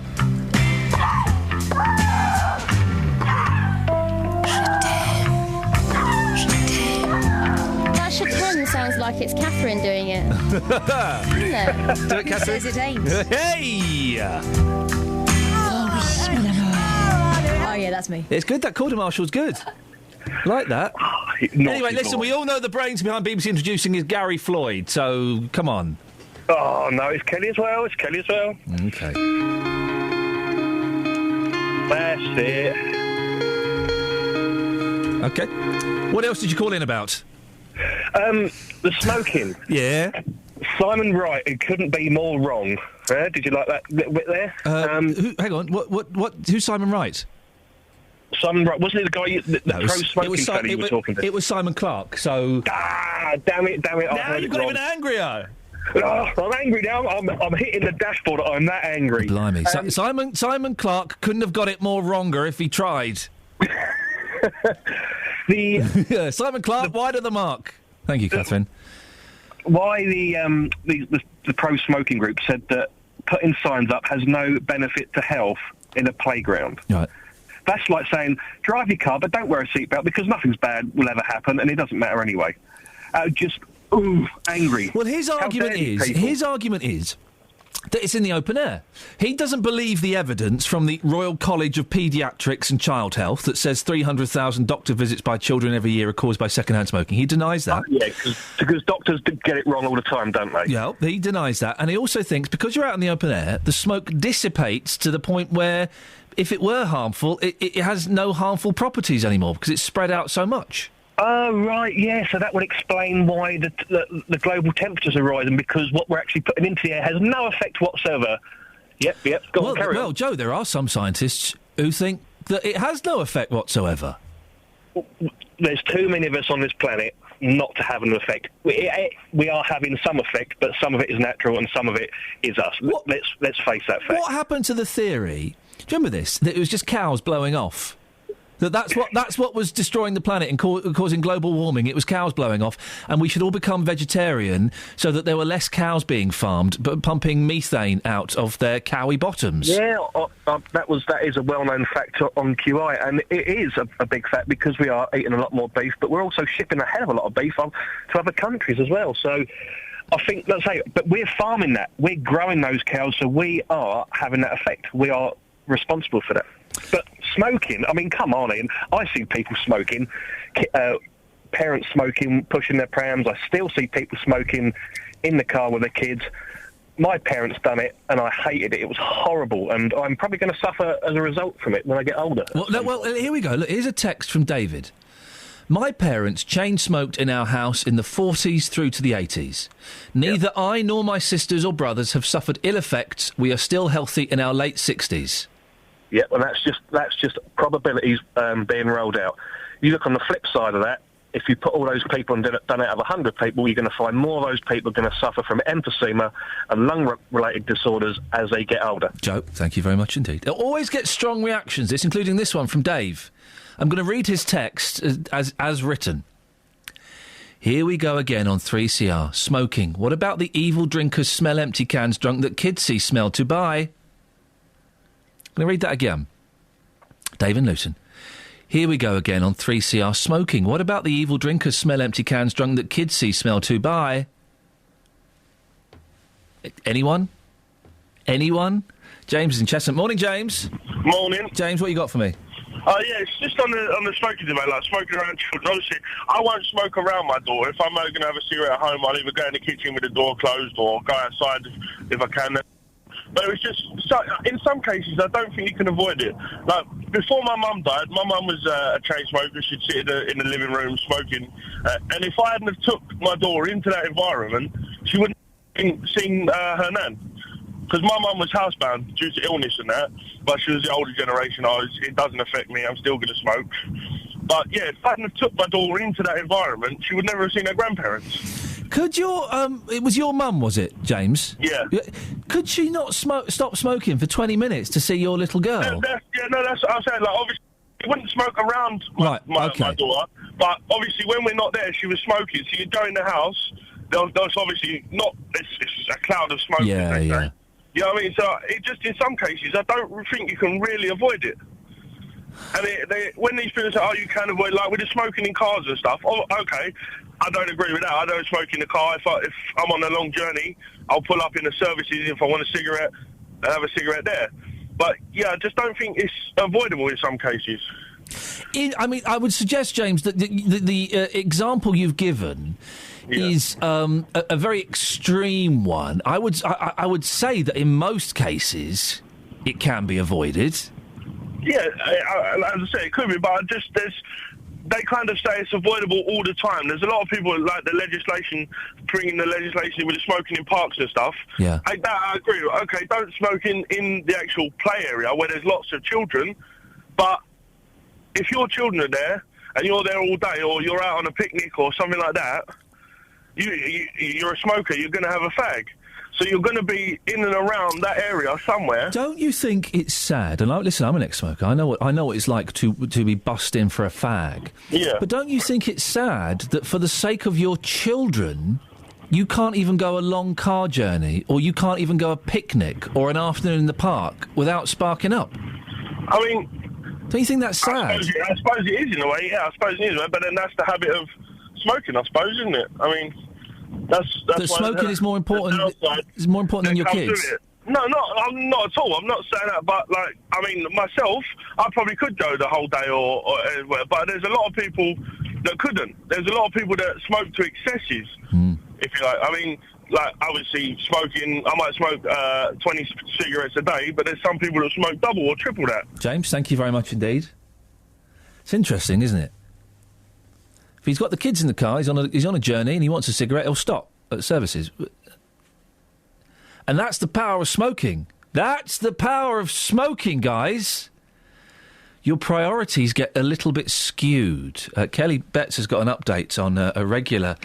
was a regular caller to the show. Kelly, what have you got for me? So, the regular caller is Dave, who was banned. Dave is banned. We'll forget about him. But do you remember John and Dennis, who sounded... And their sister Sue. They sounded a lot... They sounded the same as each other. Yeah. Similar sounding to Dave, funnily enough.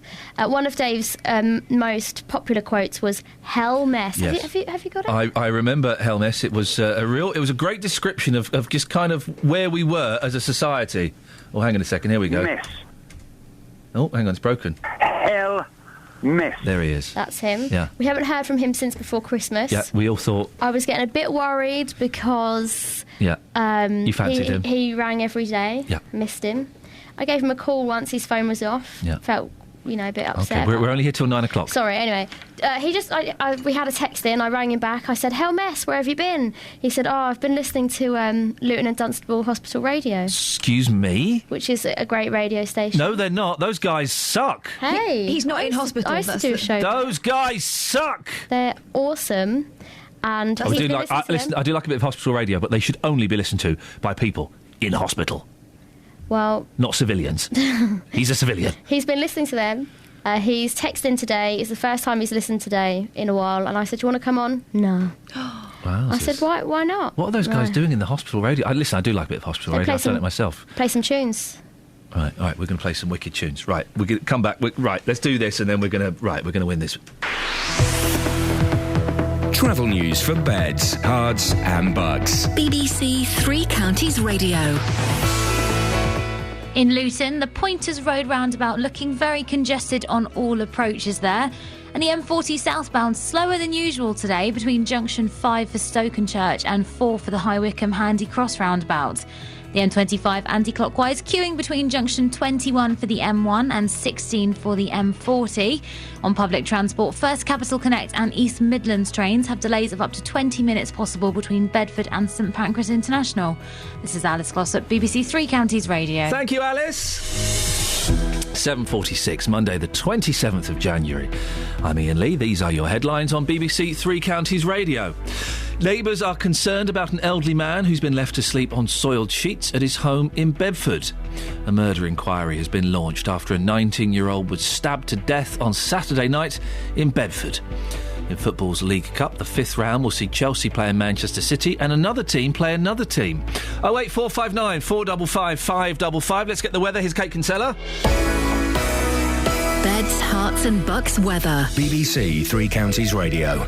Good morning. It's a chilly start to the new week with temperatures just hovering above zero. Some places snuck a touch below, so many places actually have a little bit of frost this morning. But we've got some showers on the way. They're already making their way across parts of Hertfordshire and Bedfordshire, and some of those could contain a little bit of sleet and snow.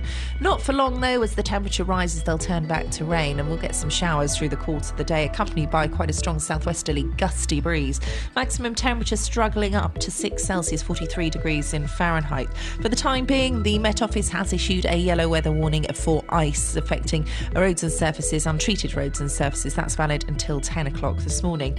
Overnight tonight, cloud, more rain, I'm afraid, some prolonged heavy showers for a time. Temperature staying relatively mild, though, compared to the night we've just had. 3, maybe 4 Celsius, so above zero. For tomorrow, more showers on the way. Again, some of those heavy, quite a strong southwesterly breeze. Temperature struggles again. We're looking at a maximum for Tuesday of just 7 Celsius. If you've got a problem with a company, a council or an organisation... Get this roofing company round, see if they can fix the problem, and I'll pay the bill. He said, yeah, I did say that. The JVS show fights for your rights. This conversation went round and round and round. And tackles your consumer problems. So, Roy, the question is, has he paid the bill? Yes, and he was standing there and he handed me an envelope. So I just opened the envelope and I looked inside of it. There's a cheque for £120 and that's it. If you need our help, email jvsshow@bbc.co.uk. Are you happy? Yes, I'm quite happy. I will give him my fanfare, my horn, and any other problems, Roy, you know where I am. The JVS Show, weekdays from 9, BBC Three Counties Radio. Hey guys, cheer up. You're listening to BBC Three Counties Hospital Radio. Yeah, I know.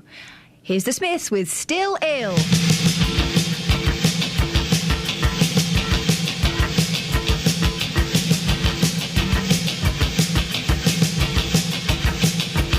I decree today that life is simply taking and not giving. England is mine. You see, we could listen. I've got a lot of time and respect for hospital radio. Of course I have. But come on, we're losing listeners to hospital radio. I don't think you'd be allowed to play this on hospital radio. I think they're only allowed to play this on hospital radio. There's lots of songs that you're not allowed to play on hospital radio. Do you know that? Yes, they have. What are the songs you can't play? Stairway to Heaven. Knock on wood. Yep. Living in a Box. Oh dear. Others. There are strange rules like that, aren't there? Yeah. I did a little bit of hospital radio a couple of years ago at Great Ormond Street. It was awesome. Did you? Yeah, I did. And I would just get the kids to phone in. It was kind of like this show, right, but with kids. And so you'd have two kids. with real kids. Let's try that. Let's get kids on. It was brilliant. And then you just have two kids on the line at the same time arguing with each other. And it was fantastic. Aww. But for a professional BBC local radio station to be losing listeners to hospital radio, that is bad. Listener. Naughty. Listener. Yeah, but and also he's listening to us today. But if he's not listening, his brother's not listening, and his sister's not listening. That's bad news. Bad news. 08459 455 555 is the phone number. Now, the director of Age Concern Luton says the town's parking needs a dramatic overhaul. Colette McKeveney joins you on the line now. Colette, what's the problem? Morning, Ian. Morning. Hi. Well, it's basically something that's blown out of a tweet that we sent out just before Christmas. We've got a parking bay in King Street, which is exactly opposite our office, and the parking bay's always full up with people using CAB or any of the other businesses that are in King Street. And there's a little loading bay a little way down. Now, obviously, we need to use the loading bay quite a bit on a daily basis because we're always taking key safes out, we're always taking heaters out to people that need them. And, you can't really carry them 2 or 3 streets. They're pretty heavy items. So we got a ticket in the loading bay because, and this is a bit that grated, the doors on the back of the van were closed. Now, it's down the road, You can't leave the back of the van open when you're going between trips. And so from our point of view, it was very frustrating to get a ticket when you were quite clearly loading, but you didn't have the back of the van open at that exact moment. Well, yes, when one... I've loaded vehicles before, and when you're loading, you shut the doors while you're off getting your bits and pieces so your car doesn't get nicked. There you go. And that's precisely what we're saying. So we remonstrated, well, my staff member remonstrated with the warden and said, mate, you've got to close the doors. You can't leave them open. People will stick things in the back, take things out of the back. You just don't know what's going to happen. And we still got a ticket. And it's not the first. This has happened to us before. That's what's frustrating. Have you... Right, first things first, Colette, are you sure... Now, be honest with me. Are you sure that you're just loading in that loading bay, you're not parking there? Yeah. I mean, we were there under 10 minutes. OK. And basically, if you have a look at our Twitter feed, you'll see that the key safe boxes, they're huge, They're full of, about 24 key safes, and they're really heavy to lift. Yeah. They're also quite valuable, and they're not even our stock. We're fitting them on behalf of the council, so we really don't want to get them nicked. But equally, the heaters are our stock. And, at a time like the moment, when maybe people are a bit hard up, you can whip down to cash converters with the heater, put it in there, get a few quid for it, I don't know. But also, we have tools. We have to load up with the tools, because clearly to do the jobs, we've got to have tools each You can day. get a few quid for heaters. You can get a few quid for heaters, you can get a few quid for tools. But equally, when you're loading, our procedure generally is we load the stuff into the van, we come in, we do a final check, who are all these things going to, pick up the paperwork and go. And so on this instance, that's what happened. It's just really frustrating from our perspective. Have you appealed these tickets with the local council? Because surely they won't stand. No, they do stand. And here's the thing. It's a break of the regulations, and this is the whole point of why I'm cross. Yeah. Because basically I think it's a bit of a silly regulation. You've said yourself, when you've loaded vans, you've got to close the back of the van between trips. Yeah. But equally, we use the parking bay. It's not like we're trying to get something for nothing. We use the parking bay. Have been ticketed in there, when we're picking up stuff, because, we've only recently had the vans. Before that, we moved all our stock around in our private cars. And, we've had tickets in the parking bay there. Admittedly, that's fine, because, you've gone over the 15 minutes it takes you to load or whatever. That's the regulation. I just don't think the regulations are very sensible. And it seems to me that, I have volunteers and care workers all around the town, and over the course of a year we'll pick up quite a few tickets, not because people are parking irresponsibly, but because there's actually nowhere to park, for example, near an elderly person's house. So you're having to park right up on the double yellow lines to get them into the house, rather than actually, sort of parking halfway down the road and walking a frail person. So it's more than just this loading bay. It's when you're actually going to visit clients. Yeah, and it's not just us, Ian. Here's the thing. I mean, there's other care workers, other volunteers, even people visiting their own mums and dads say to us, this is frustrating. And, I understand the council's arguments about keeping traffic flowing. I understand the council's arguments about, people trying to park wherever they like willy-nilly. But to an extent, things are changing. We've got this multi-million-pound busway that was supposed to relieve all the congestion. We've got everybody being offered a bike shed for bikes that your staff might be using from the council. You've got all these initiatives going on. Surely it's time to review whether we need quite so many parking restrictions in quite so many areas. But the council can't change the park. They're not going to get rid of double yellow lines near some elderly people's houses just to make it easier for their grandchildren to come along and see them, aren't they? No, you're quite right. But this is, again, why I'm asking about the wider debate. Do we need all these double yellow lines that we've got everywhere anyway? I mean, if we're in a highly residential area, what is the value of double yellow lines in a highly residential area? One of the arguments is, there's a school nearby or something, or people might park near that school. OK, but we've got all these other initiatives now. Are people still taking all their kids to school? I don't know. Guess what I'm asking for is, could we sit down and look at some of the regulations? For example, the back of the van one seems completely pointless to me. I mean, anybody has to close the doors between loads. That's a given. If you're not overstaying the 10 or 15 minutes you would normally have to load, then I don't see whether the van's doors are open or shut really should be an issue. Colette, listen, while I've got you on, we're talking this morning about a case of an elderly gentleman, and I don't want you to talk about this specifically, I want to go into more general terms, but just to set the scene, we're talking about an elderly gentleman who he gets a care visit once a day. His neighbour went in one day and saw that basically his bed was filthy. We've seen the pictures. It's disgusting. It's so sad. Yeah. Do you think that we, as a nation, have kind of lost respect and concern for elderly people and vulnerable people? Absolutely. This is even part of what I'm saying here. You know, thinking about, we've got more disabled people living in the community. Years ago, most people with disabilities would have gone to a care home if they were elderly and couldn't look after themselves. Now we say they've got their independence, they've got their own front door, they live in the community, but we're not giving them the level of care they would have had if they were going into a care home. Even the worst of care homes, you'd have seen more people about during the course of a day than you would if you're some older people living at home. And I mean, this is the thing. I mean, in that case, we would love to know about it, because what we can do is talk to LBC, get them a care review and get more people, get more care calls. But to be honest with you, it is absolutely dreadful, because many of these people are quite frail. They're on just, maybe as little as an hour, 2 hours a day of calls going in. It's almost impossible to keep people living really well with a high level of dignity.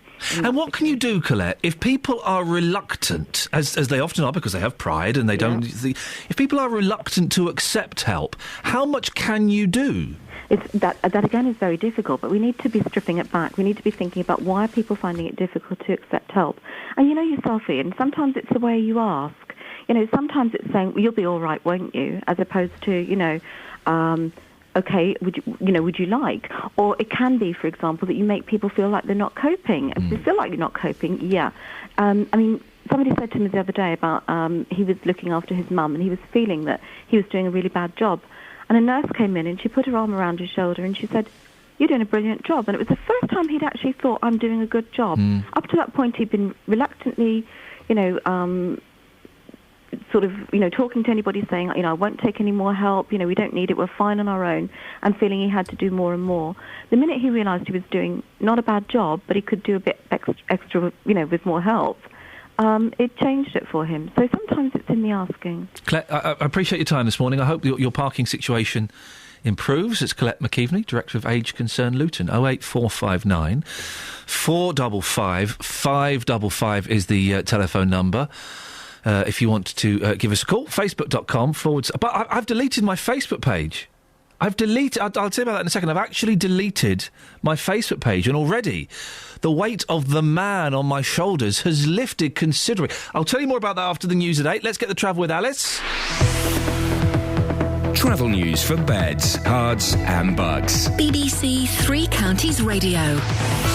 The M40 southbound, very slow now between junction 5 for Stokenchurch and 4 for High Wycombe. The M25 anti-clockwise is queuing between 21 for the M1 and 16 for the M40. On public transport, First Capital Connect and East Midlands trains have delays of up to 20 minutes possible between Bedford and St Pancras after a signalling problem. I'm Alice Glossop, BBC Three Counties Radio. Thank you very much indeed. You didn't believe that I've deleted my Facebook page, did you, Catherine? It has been done before, hasn't it? No, it was I suspended it before. Yeah. Now it is deleted. It is gone. It is no more. Oh, what are we going to do? Well, no doubt you'll still bombard me with abusive texts and emails. Oh, yeah, fair enough. There you go, you see. Coming up, smoking. It should be banned in children's playgrounds. Of course it should. And just the saddest story about an elderly gentleman and the conditions he's having to live in. All of that coming up after the news with Jane. Local and vocal across beds, hearts and bucks. This is BBC Three Counties Radio.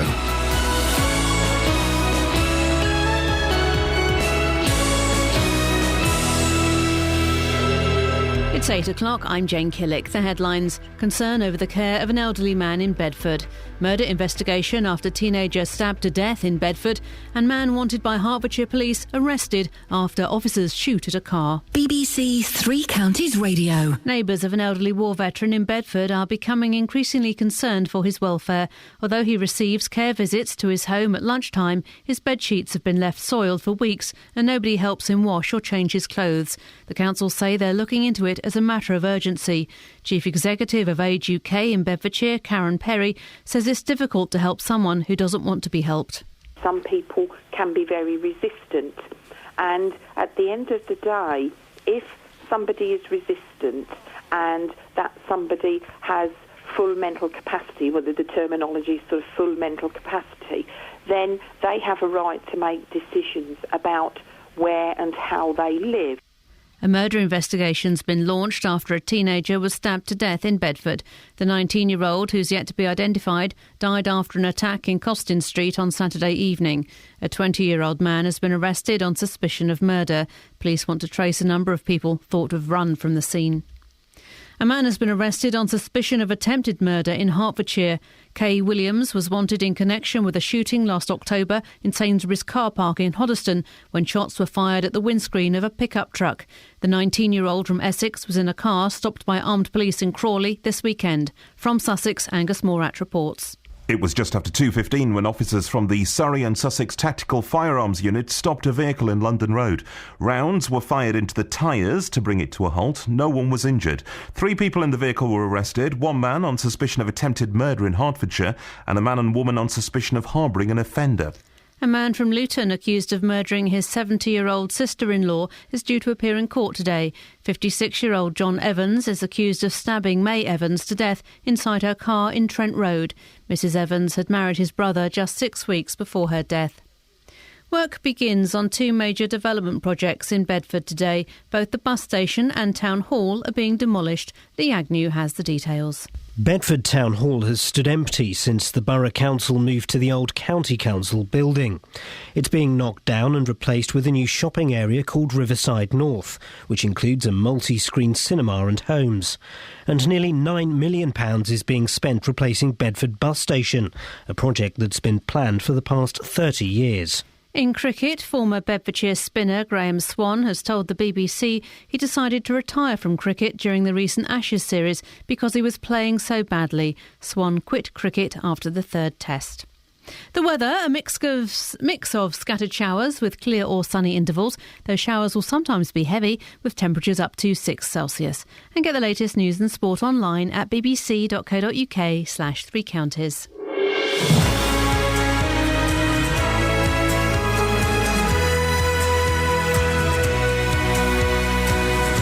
Morning.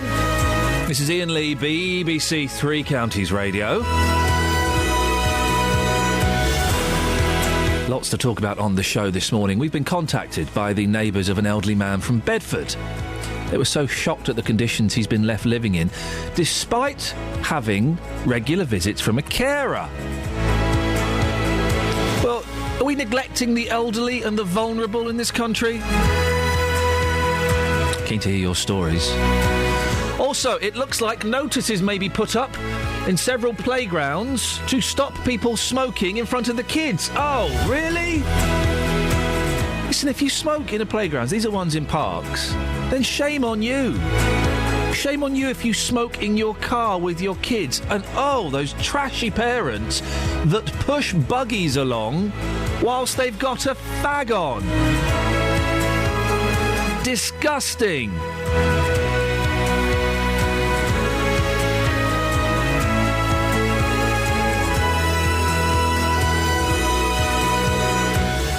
Facebook.com. I think I have enough. Thank you, Kelly. Facebook.com/ maybe one more. Facebook.com/BBC3CR. You can send me a text, 81333. Start your text 3CR. Or, we've had some great phone calls this morning. The best way to get in touch is on the telephone, 08459 455 555. Across beds, hearts and bucks. This is BBC 3 Counties Radio. Bedford Borough Council is promising to investigate as a matter of urgency the treatment of an elderly war veteran. We were contacted by the pensioner's neighbours concerned that he's being left to live in squalor despite receiving a daily care visit. Well, his bedsheets, I've seen the picture of this, it's so tragic. His bedsheets have been left badly soiled for weeks and no one helps him wash or change his clothes. Well, Baroness Sally Greengross is Chief Executive of the think tank, the International Longevity Centre, and former Director General of Age Concern. When you hear stories like this, Sally, what's your reaction? Well, it's a horrific story and very, very sad. I actually think that this gentleman's human rights are probably being breached, but that's beside the point. However difficult, and it sounds, obviously I don't know the details, but it sounds as if he's a very difficult gentleman to work with. But however difficult, we need staff who provide care who are able to cope with people who resist help and who apparently don't react in the way that the care staff would find acceptable. And in that case, what we need is much better trained staff, given a little bit more time and learning how to cope with people who resist the sort of care that they need. It just is something that happens. The thing that strikes me about this story is this gentleman, he's living on his own, but he does have a carer going in once a day for 30 minutes, and I've seen the notes the carer has left. Had toast, had chat, everything okay. Now, everything obviously isn't okay, and it's not enough, is it, just to do that? It's not enough to do that. I think what you're talking about here is staff who are not adequately trained. We don't care for people because they're nice or because they're difficult or because they're accepting care. We have to have very highly trained staff who can cope with a situation like this. And I'm afraid that most people don't have the time or the knowledge. It's very difficult to do that. And thinking more widely across the board, we need people working in care who actually have better pay and better status in our society, because these jobs are so difficult to do. And for any local authority, these are the sort of cases they come up with all the time.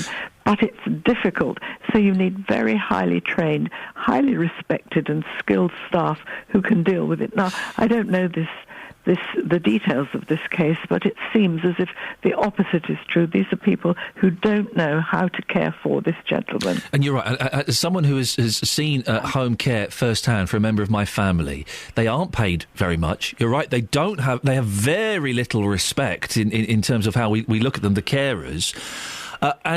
Normally I don't make a point about people not speaking English very well. Normally I don't, but I do think if you're dealing with elderly people or the vulnerable disabled people, that person's got to understand what's being said to them. Absolutely. The care needs to be tailored to the person in need, not really tailored to the care worker. And unfortunately in this case, and I can't comment in detail, we don't know, but it sounds as if this isn't the case. You cannot say, everything's okay when the situation is what you describe. We are an ageing population. We are all going to live longer and longer. There are going to be more elderly people. Is neglect of the elderly becoming more common with an increasing ageing population? I don't know. I don't know if it's becoming more common. What is certain is that we don't spend enough money on care. So it will get worse and worse if we don't do something to make sure people are cared for better. There is some legislation going through Parliament at the moment, the Care and Support Bill. This will or should improve things somewhat. But unfortunately, local authorities haven't at the moment got the funds they need to be able to provide the level of care. And that's the thing, isn't it? It's going to cost a fortune. And I know that for social care, the onus is on the person receiving the care if they have a certain amount in assets. But not everybody can afford that. And it doesn't seem that people are prepared, the government are prepared to invest the money that's going to be required. Well, I think there will be increased rights for people when this bill becomes law to make sure that they do get better care. We just have to make enough money available, sorting out the money, because it is a lot of money, but it's nothing compared to what we spend on other things. And there will be a shift away from hospital care towards this type of community care, and the money just must be made available to make such care of a quality we can be proud of, and not, as sounds as if it's the case here, ashamed of. That's quite dreadful. We can't be ashamed of how we treat people, regardless of their personality, regardless of what their history was. They are just people in need. We have a public duty to care for them. I really appreciate your time this morning. That's Baroness Sally Greengross, who is Chief Executive of the think tank, the International Longevity Centre, former Director General of Age Concern. Talking about this gentleman who lives in Bedford. I've seen the pictures of his bed. It's disgusting. No criticism of him at all. criticism of a care system that allows an elderly gentleman to live like that. Carer went in. There was a complaint that there was no duvet. So was it? They said there was no duvet, so they put a duvet on, but they didn't change the sheets. How you could put a duvet on top of that, I do not know. Couldn't put a duvet on. We couldn't find a clean bed sheet. Well, you can't leave that there. Even if you, at the very least, even if you just brush it down, even that hadn't been done. You take that bed. Take the sheet off. If I was doing that job, and I know, but if I was that carer that was going in, I'd go, well, how much does a cheap sheet cost? You get a sheet for a few quid. Buy one. I know the responsibility is not on the person to do that, but as a sense of humanity. Don't you report that upwards? Yep. That was my care agency. I would want to know that was going on and do something about it. Instead of writing on the sheets, as I've seen some of the sheets, had chat, everything okay. Every single day. Had chat, everything okay. Well, everything isn't okay. And again, I'm not knocking this person. They are probably on minimum wage and they've got a dozen other people they've got to see that day. But then that just shows how flawed the care system is. And I'm never one of those kind of Daily Mail, Nick Ferrari type people. Oh, you've got to come over. If you're going to work over here, you've got to speak English. I don't really care about that generally. But I do think if you're caring for old people who may struggle to hear and understand anyway, yeah, actually, you do need to speak English to a really, really good level. And a lot of these carers that go to homes don't. And I think that's wrong. Very sad. We've got it all screwed up. 08459 455 555 is the telephone number. If you want to give me a call on that. Across beds, hearts and bucks. This is Iain Lee. BBC Three Counties Radio. Oh, dear. Oh, dear. The thing is, it's going to... it doesn't affect me. I'm in my 40s. It doesn't affect me. I'm in my 30s. It will do one day, potentially. It will do one day. Earlier on in the show, we were speaking to Colette McKeveney, Director of Age Concern Luton, who is upset that her vehicles have received parking tickets in the loading bay. Greg's in St Neots. Morning, Greg. Morning. Greg, what's your suggestion? Right. Why don't they apply for a blue badge as a shop, i.e. Age Concern? If they apply for a blue badge, they should get it because of what they do. And if they don't, I'd query that. I don't... can shops get blue badges? Yes, they can. How do you know this? Because my local blind society has a blue badge. Now, is that because the person driving the vehicle is in any way impaired? No, but they're dealing with people that are impaired. Oh. And also our local... And vocal. Our local runabout bus. Yeah. Which works for one of the housing associations, has a blue badge as well, if they need it.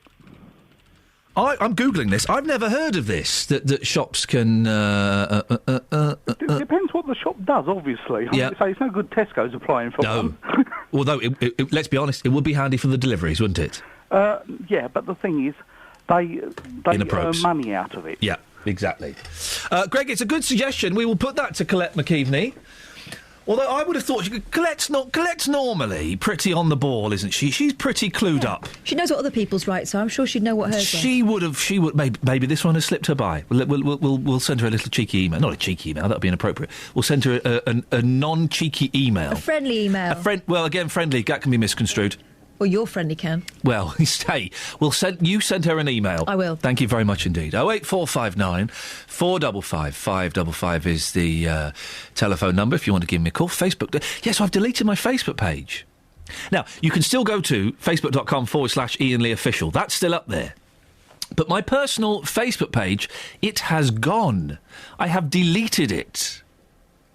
I don't want to play Mafia Wars or Farmville or any of those. People still poke people on Facebook? I don't know. I don't think pokes are still there anymore. But it's gone. I've got rid of it. The freedom, Kelly Betts, for not having my Facebook page is wonderful. You keep talking about it, though, so I think you're missing it. Well, no, I'm like someone who's given up smoking. I'm converted. I'm preaching now that you should abandon... Can I suggest you give up for more than 5 minutes before you start preaching? Because we've seen this before, haven't we, Kelly? It's deleted. 6 weeks. It's deleted. But you still have your Iain Lee Official. Yeah, I have that. But I have that to Is promote. that like only smoking when you go out? You too. So, thanks for the support, guys. Really appreciate the support, guys. 08459 455 555 8:15. Let's get the travel with Alice. Travel news for beds, cards and bugs. BBC Three Counties Radio. The M40 southbound much slower than usual today between junction 5 for Stokenchurch and 4 for High Wycombe. The M25 anti-clockwise queuing between junction 21 for the M1 and 16 for the M40. On the speed sensors, the A41 southbound heading towards the M25 is queuing from Apsley. And on public transport, First Capital Connect and East Midlands trains have delays of up to 20 minutes between Bedford and St Pancras. I'm Alice Glossop, BBC Three Counties Radio. Thank you very much. Right, it's 8:16. It is Monday, the 27th of January. I'm Iain Lee. These are your headlines on BBC Three Counties Radio. Neighbours are concerned about an elderly man left to sleep on soiled sheets at his home in Bedford. Notices are expected to be put up in the Rickmansworth area to stop people smoking in children's playgrounds. In football's League Cup, the fifth round will see Chelsea play Manchester City and Arsenal take on another football team. Good luck to all those guys, particularly if one of your teams is playing there. The weather, feeling cold with sunshine and heavy, sometimes thundery showers. BBC Three Counties Radio.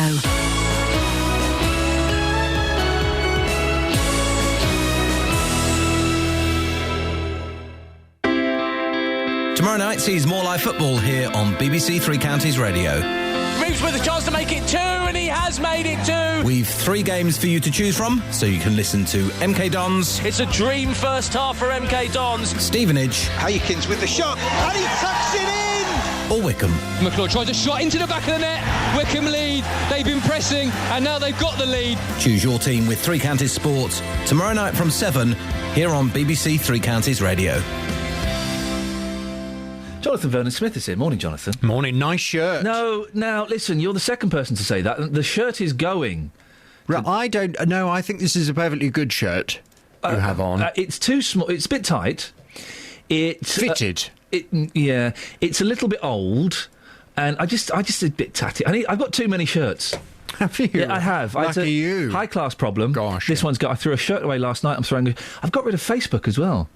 You got rid of Facebook? I've deleted my Facebook account. Oh, why have you done that? Because I don't want the man knowing what I get up to. Oh. And also, it's just an addiction. It's like going home and smoking on a crack pipe or something. It's very, very Moorish. Really? Yeah. Oh. I can't say I look at my Facebook very often. Most people put boring things on there. Don't they? Oh, gosh. Don't they? Yes. My friends who've all got children, I mean, sorry if they're listening, but it's just, picture of the baby rolled over today. Oh, look at the baby. Yep. It's like I put constant updates about babies. Yep. Facebook serves no purpose, and once people realise that, the world will be a freer place. It's good for organising dinner parties. You can copy in a few friends. I've never been copied into... one of your dinner party invites. Well, I can't, can I? You've removed Facebook. I did it at the weekend. Oh. What's on your show today?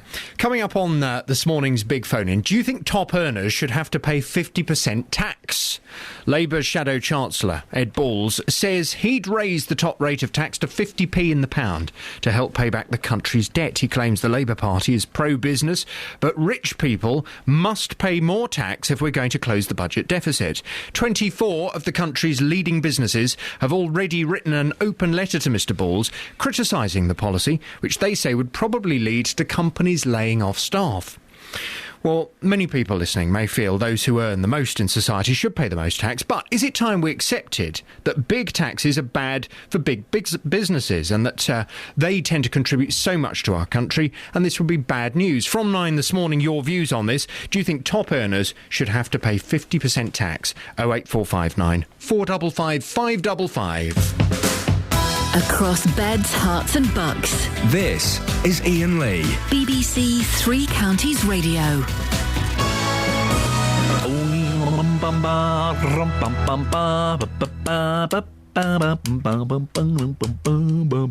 Morning, this is Iain Lee, BBC Three Counties Radio. 08459 455 555 is the telephone number if you want to give us a call this morning. You can also go to Facebook. Whoa. Justin, put some headies on, mate. Get some headies on your head. I've just looked next door and Justin Dealey is... What's going on, mate? What's up, boss? We've got a feature coming up in about, 2 or 3 minutes? Yeah, but hang on a bit. You weren't in the last hour. Yeah. You're in the studio. I know the car's broken, but go out. I've been out. But stay out. Well, I need to come and talk to you about what I've done. It's good. I'm not pleased. Our listeners won't be pleased when they hear the piece either, I can assure you. That was good. That almost redeemed it then. Well done. Thank you very much indeed. Barry's in Houghton Regis. Morning, Barry. Morning. Barry, what have you got for me? Well, I was just saying, this poor chap in Bedford who needs regular care, it isn't just a question of, let's change his bed sheets or whatever. No. It's all the extra stuff. If the care workers would need to know where his clean sheets are, or have a supply of their own sheets to put on, who washes the sheets afterwards, who dries them, who does that other stuff, iron them, all the rest of it, all the other extra stuff. If he's just having care workers for 1 hour or so... 30 minutes a day. 30 minutes, half an hour each day, you can't do a lot apart from feed someone. And it's all the ancillary care that people need when they get elderly, and the talk. I mean, I, as it happens, visit people who are elderly, and often it's not just someone going in to care for them for meals or whatever. It's all the ancillary stuff that they need, families and all sorts of things. It's just a real sorry situation we're getting into. You're right. The dirty bed is kind of the symbol, the symbolic idea of what's going on. But with any sense of humanity, Barry, if someone is going in for 30 minutes a day and they see the state of this bed, I've seen it. It is disgusting, right? Even if they couldn't do something themselves, although I would find it hard not to, they'd have to report it up. Instead of writing on their report, gave him toast, chatted, everything okay. You would have to report that up, wouldn't you? Well, of course you would. But it's the people further up the tree to make sure inspections are done, whether they've got the right to go into other people's houses. There's all sorts of extra things that are the problems. Whether people have got, whether their eyesight is failing, whether their hearing is failing. And we're just not coped up, we're not equipped to do that sort of thing these days. Everybody passes the problem on to somebody else. Barry, I'm going to end it there because we don't have time, but thank you very much indeed. I want to get this in before 8:30. Play areas across southwest Hertfordshire could soon get signs telling smokers not to light up in front of children. Three Rivers District Council could give the go-ahead for the Young Lungs at Play notices when they vote on their proposals tonight. Well, Bernard Lovewell is the Conservative councillor in charge of environmental health at North Herts District Council, where a similar scheme is running. Morning, Bernard. What success have you had? Hello, Ian. Good morning to you. Well, we introduced our scheme 2 years ago, and we were the first authority in Hertfordshire to do so. We have notices up at all our 51 play areas for children, and it's been very successful. I think most people have heeded these notices and have abided by them.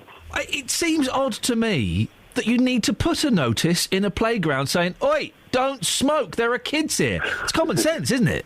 Oh, absolutely. I'm with you all the way there. I mean, it's completely irresponsible to smoke anywhere in the vicinity of children anyway. So why you should do it in their own particular area where they play, it defeats, all sensible thought, doesn't it? We spoke to Simon Clark from Forest, who says that things like this, we're picking on smokers, that stopping smoking in play areas has no health benefits. What's your reaction to that? Well, that is foolish as far as but everybody knows the danger of smoking. If adults want to smoke and run the risk of killing themselves or at the very least suffering severe medical problems in later life, that's up to them. But please, I would ask them, do not inflict it on our children, who are quite innocent.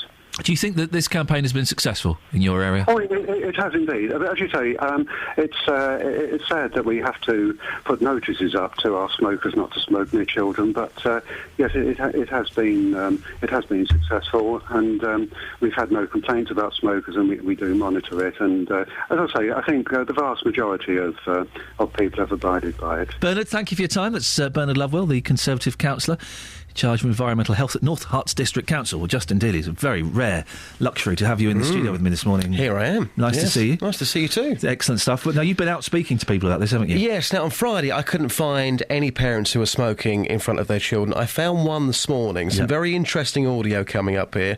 Here's parents and their thoughts on smoking. Here's what happened. Cheryl, you're here with your child today. You've always smoked in front of your children.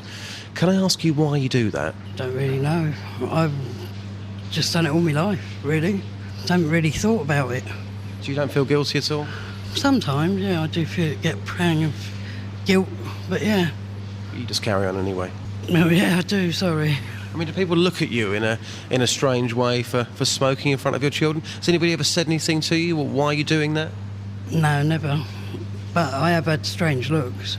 Because we're talking this morning about a potential ban on parents smoking in playgrounds. Have you ever smoked in front of your child in a playground? Never. So what's the difference? If you smoke everywhere else in front of them, why not a playground? I think it's because you see all the little children on the park, at the park and things like that. That's why, really. And the same for school. I've never done it at school either.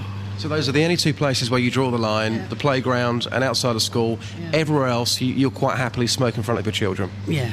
Morning, madam. You're here with your two children this morning, very young.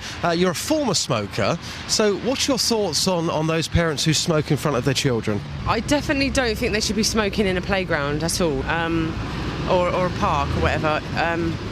But outdoors, if the children aren't right next to you, what can you do? It's not enclosed, but I don't think you should smoke in front of your children, and it does encourage them to smoke.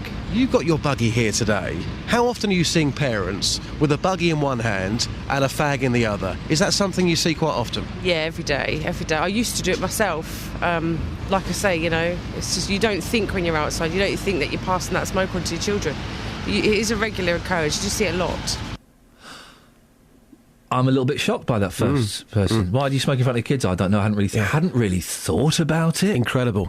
She was doing it this morning. She's been doing it all of her life. And as a child said to me, Mum, please, can you stop this? But, she just carries on regardless. The second lady there says that every single day she is seeing parents walking down the high street, a buggy in one hand and a fag in the other. Wow, that's really shocking. I see it a lot. I tell you what I saw the other day. Dad had a kiddie on his shoulders. I love carrying the boys on my shoulders. A, because it's fun. B, because it's much easier than lifting them other ways. He had a cigarette. The smoke's going straight up to the boy. I think it's awful. Yeah, but how many parents, again, listening right now, see other parents on the school run? You've got a child who's in the car. Of course, they've got no choice. If their parents are smoking in that car, they have got no choice. Again, how often is that happening across beds, Herts and Bucks? Justin, excellent stuff. Thank you very much indeed. 08459 455 555. And if you're a parent that smokes in the car with the kids, or you smoke in the same room as the kids, or you smoke while you're pushing a buggy, give me a call and tell me why you do that.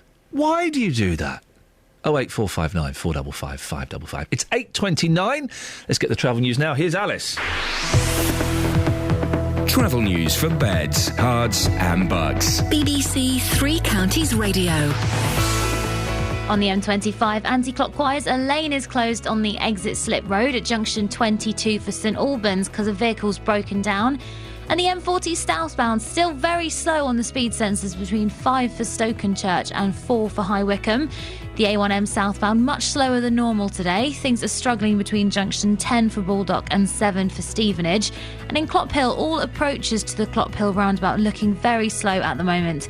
On public transport, First Capital Connect and East Midlands trains have delays of up to 20 minutes between Bedford and St Pancras. I'm Alice Glossop, BBC Three Counties Radio. Across beds, Herts and Bucks. This is BBC Three Counties Radio.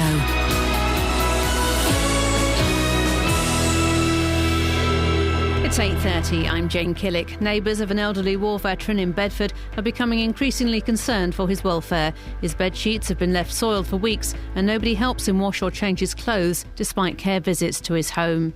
A murder investigation's been launched after a teenager was stabbed to death in Bedford. The 19-year-old died after an attack in Costin Street on Saturday evening. A man has been arrested on suspicion of attempted murder in Hertfordshire. He was in a car stopped by armed police in Crawley, who shot out the tyres to bring it to a halt. The weather, scattered showers, clear or sunny intervals, and a high of 6 Celsius. On to sport, and in cricket, former Bedfordshire spinner Graham Swan has told the BBC he decided to retire during the recent Ashes series because he was playing so badly. Swan quit cricket after the third test and said it was a difficult decision to come to. Quite simply, I was awful. It gets to a point when you realise that you're hindering the team. You're not helping them in any way. And it's a horrible feeling to come to terms with because you're playing for your country, you love playing cricket for England, and it's your life. But to actually come to that conclusion is possibly the most sobering decision I've ever had to make. It was horrendous.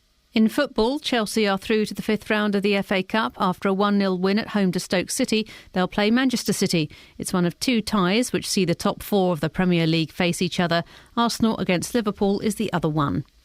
Everton's Brian Oviedo will have an operation to repair a double fracture to his leg today, caused during their 4-0 win over Stevenage at the weekend. The break happened during a tackle with Stevenage player Simon Heslop. Luton Town's leading goalscorer, Andre Gray, has committed his immediate future to the club. He scored a second-half hat-trick during Luton's 3-0 win over Nuneaton. He says he told his agent he wasn't interested in any offers. It's where I want to be at the moment. I want to get us out of this league, and that's my main objective. We're top of the league, I'm scoring goals, and it can only get better for us. Me leaving in January would just be stupid, really. Like I said, always had one job to come here and score goals and get us out of this league, and I think it'll happen this year. So until that happens, my mind is made up. BBC Three Counties News and Sport. I'll be back with a full bulletin at 9. Swanning. Across beds, hearts and bucks. This is Iain Lee. BBC Three Counties Radio. Boom, boom, boom, boom. Lots to talk about. Last 30 minutes of the show. Also, coming up before 10 to 9, we've got another piece from Justin where he's asking what gets you out of a bad mood. That research has been done that the thing that will stop you feeling angry or the thing that will make you happy is to go shopping. Retail therapy. It's a genuine thing. It's a genuine thing. But we also know it's only a short hit, don't we? Yeah, and then you can feel absolutely miserable about it. Like filling your face with chocolate. You go out and you buy yourself a new pair of jeans, or you go out and buy a computer, or you go and buy whatever. Yeah, you feel great, you get that buzz, but then you go home when you realise, actually, you are spiritually bankrupt, that by having a new piece of shiny equipment, you're not going to feel better. It doesn't fulfil you at all. And if you're a woman, going trouser shopping is probably the worst thing you can do if you're feeling low. Takes forever, they're never quite right, you just feel like got a massive, huge backside. Or is it just me? It's just me, isn't it? Yes, OK. 08459 455 555. What makes you happy? What gets you out of a bad mood? Talking about this gentleman who, an elderly gentleman, lives in Bedford. Up until we stuck our beaks in, he was getting one care visit a day, 30 minutes a day, lunchtime visit. And his place is dirty. The bed is disgusting. I've seen pictures. It's heartbreaking. We've had an anonymous text from a care service manager. Couldn't resist commenting. Please ask if the care agency quality checks were made. All carers are trained on duty of care and safeguarding of vulnerable adults. Without knowing the details of this particular case, I still feel this falls under neglect. We must move away from blaming the cuts for everything. According to the regulations, there should be spot checks, quality visits and various other checks carried out to protect and care for the vulnerable. Looks like none of this has been done. Well, it looks like, and again, we don't have the full facts. Looks like this fellow was assessed some time ago. It was decided all he needed was 30 minutes at lunchtime. I would suggest the situation has changed dramatically and he needs another reassessment. Or he needs another assessment. He needs a reassessment. 08459 455 555. Rosie's in Redbourne. Morning, Rosie. Oh, morning. What would you like to say? Oh, I don't know where to start with this. Well, for a start, these carers are going... Hello? They're going what? Sorry, you dropped out for a second. Yeah, I know. My phone's making funny noises. Sorry. Okay. They're in for 30 minutes a day, but then they're going to be going to other people 30 minutes a day right throughout that day. Yes. So it's going to be very difficult for them to start washing sheets and stuff for every person. It is horrendous, but this is the reality of things. It's not good enough, though, is it? No, it may be the reality, but we need to change it, don't we? Did you know that although they're paid minimum wage, the client is charged well over double that? Because I know for a fact, because my dad had 4 visits a day, and they were being paid like £6 or something an hour, but we were paying 15. So obviously that's wrong. I mean, if they were paid 15 an hour, then maybe you'd get a better service. What were the carers? Is your dad still getting carers? Or has he he's passed in a away? home. He's in a home. Okay, now. right. My mum has 24-hour day care now. What are the carers like? Very poor, to be honest. I mean, we've just had, as you say, no idea of how to sort of coax him into doing anything. The language barrier was a problem. The way they spoke was the kind of, a certain kind of tone to the voice that he didn't like. They weren't gentle. The people I have now they're actually Filipino people, and they're absolutely delightful people. Now, isn't it interesting you mention that? Because my wife's Greek, and in Greece, when they're elderly or have elderly or disabled relatives, they often employ Filipinos. Now, you can't generalise. Well, we're going to generalise. And the Filipino carers are amazing. Yeah. Because they actually, here's something, they care. Yes, absolutely. That's the... Is it interesting you raised that? Yeah, no, they call my mum. Yeah. And they are, affectionate. They put up with so much. Yeah. And, the improvement in amazing with them. The two examples I give, when my mum had care at home, she's in a care home now, but when she had people going in, the two examples I give were, one carer cooked her lunch, so didn't cook her lunch, she gave her a bowl of dry pasta. Didn't know how to cook it. What do you want for lunch? Some pasta. OK. Gave her a bowl of dry pasta and left it there. The other example is two carers... they nicked £3,000 out of her bank account and all her jewellery. One of them got off with it, one of them went to prison. That's the kind of people... And listen, and some of those carers were excellent as well. There were some that went above and beyond. But there aren't enough checks, there isn't enough training, they're not paid enough money. Yeah, yeah. And they are looking after your mum and dad, my mum, people that we love. Exactly. That's why I've gone down this route. And unfortunately, the council won't pay towards it because they are not... they don't fulfil all the paperwork obligations, if you know what I mean. I bet it's too expensive for the council to want to get involved. How are you funding it, if you don't mind me asking, Rosie? Well, this is what worries me. I mean, she's funding it, and then it's coming out of money that we were sort of going to have in a trust when she died, but that's coming out of that. When that's gone, I don't know, it's just heartbreaking. I can't... She's really not care home material. Yeah. Oh, she's a stubborn old so-and-so. No. She's the opposite. Well, she's kind of very a bit of a victim, and I think in a case like that, she would, probably go right under. Rosie, it's a tough situation. Thank you very much indeed. I know for a fact as well, there will be people listening saying, well, hang on a second, Iain, hang on, Rosie, you should be doing more to care for your parents. It doesn't work like that. It doesn't work like that. I did everything I could for my mum, apart from giving up my career and giving up my relationship and moving back in with her. And I even considered that at one point. Hold on, Rosie, it sounds like you're making some tough decisions and you're getting there.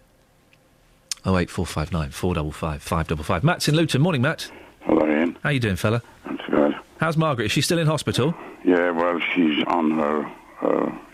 She can't go back into hospital anymore now, Ian. Everything will be done at her home. It's on the final type of stages. Oh, mate, I'm sorry. It's just... We know it's going to happen, but talking about the carers... Yeah. It's nothing to do with the carers. There's such a thing... The firm I had was... They had instant action. They would phone up straight away, the office. Yeah. It's all down to management. And management is trying to cut back on money. And it's not down to the council. It's the management of the caring home. The management which is on the other end of that phone, sorting the wages out. The lot I had, they were brilliant. They had instant action. They'd phone up straight away if there was anything monically wrong.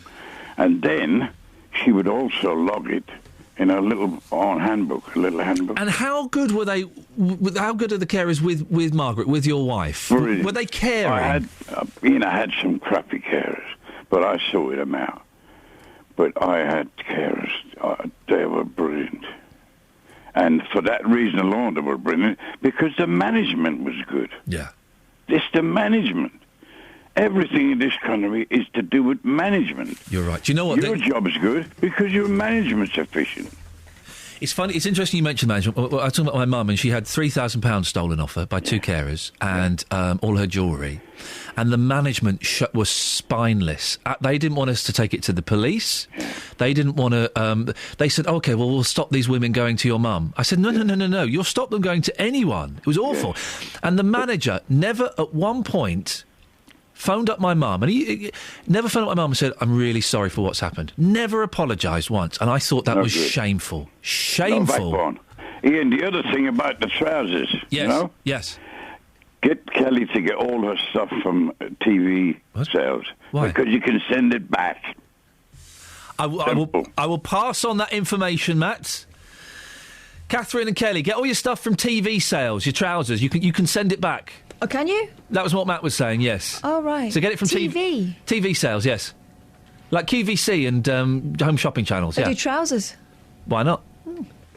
Melvin Bragg's on the line. Morning, Melvin. Hello? Turn the radio off, Melvin. It's gone all psychedelic. Hello? Melvin. Can you hear me? Yes, can you hear me? No, I can't. Well, how did you know what I asked then? Because I can hear you. So, the phone's not dead. Melvin's calling us from, like, an acid trip in 1967. Wow. Make your point, Melvin. It's the FA Cup and not the League Cup. Get your facts right. Thank you, Melvin. Goodbye. What's the name of the girl in The Sound of Music? Gretchen.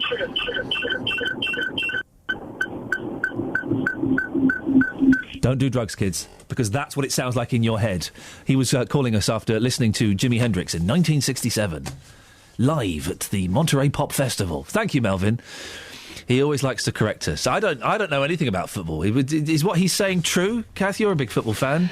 I wouldn't disagree with Melvin, apart from on matters of musicals. And we know his knowledge is sketchy at best. He doesn't know a lot, does he? I was just on the phone for the last few minutes, so I missed the last few minutes of radio. Can you update me on what happened? Well, we had a caller from 1967. 777.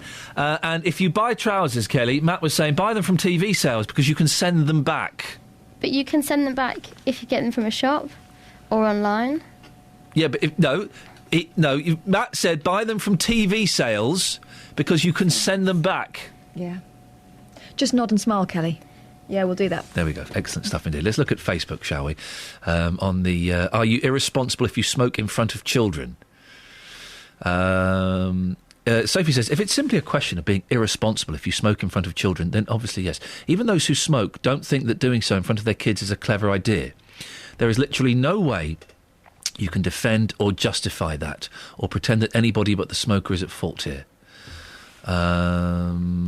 She then goes on to attack Peter Phillips, who doesn't like being... But Peter's been putting forward the kind of nanny state argument, that we're bombarded with what we should and shouldn't do. Sophie says, Peter is exactly the kind of person who would blow... Well, we don't know this, Sophie. I'll read it, but it's a bit of an accusation to make. He's exactly the kind of person who would blow smoke into a baby's face just because he's too big and clever to be told what to do.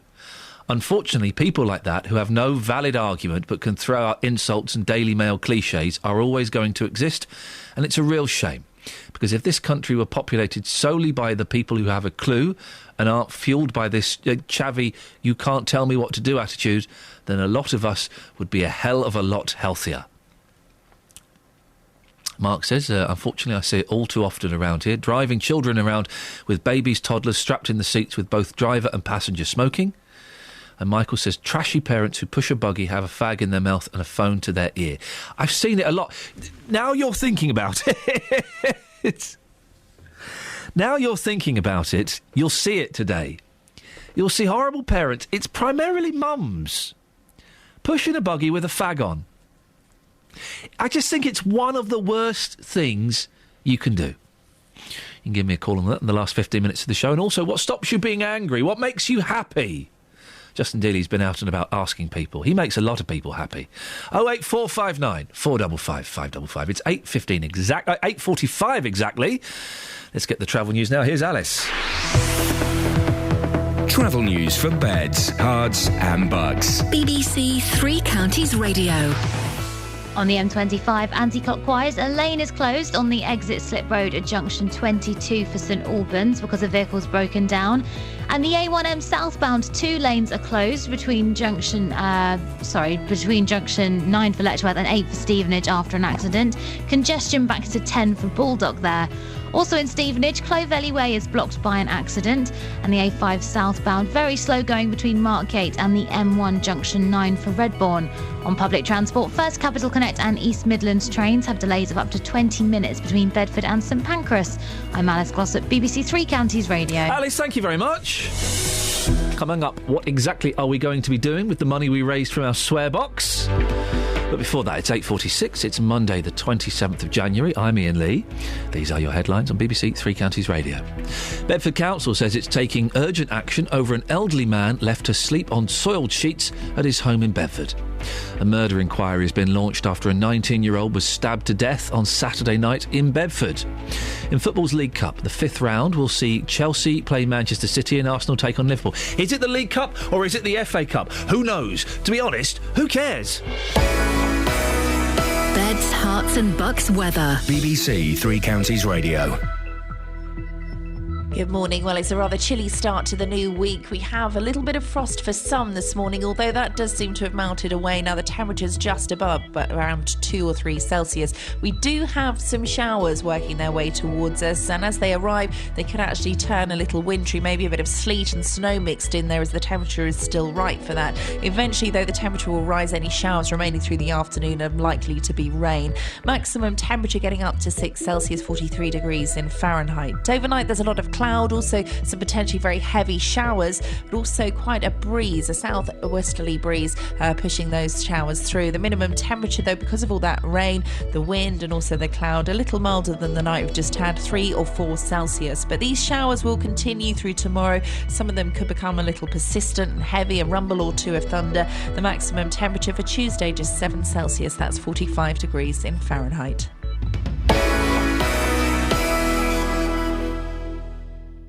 Nick Coffer on BBC Three Counties Radio. Every weekday between 12 and 3, I'm here with a little bit of celebrity. My geography teacher at school resurrected a jazz standard song, which was Won't You Come Home, Bill Bailey. It made me dedicate myself to trying to be better. I always felt that wasn't quite good enough. Expert advice. Absolutely, you've got it, you've nailed it. I am so happy, thank you. And loads of really great music. Nick Coffer, weekdays from 12 on BBC Three Counties Radio. A little stretch there, sorry. I'm on a little stretch. Kevin's in Deanshanger. Morning, Kevin. Good morning, Ian. Kevin, what you got for me? Carers.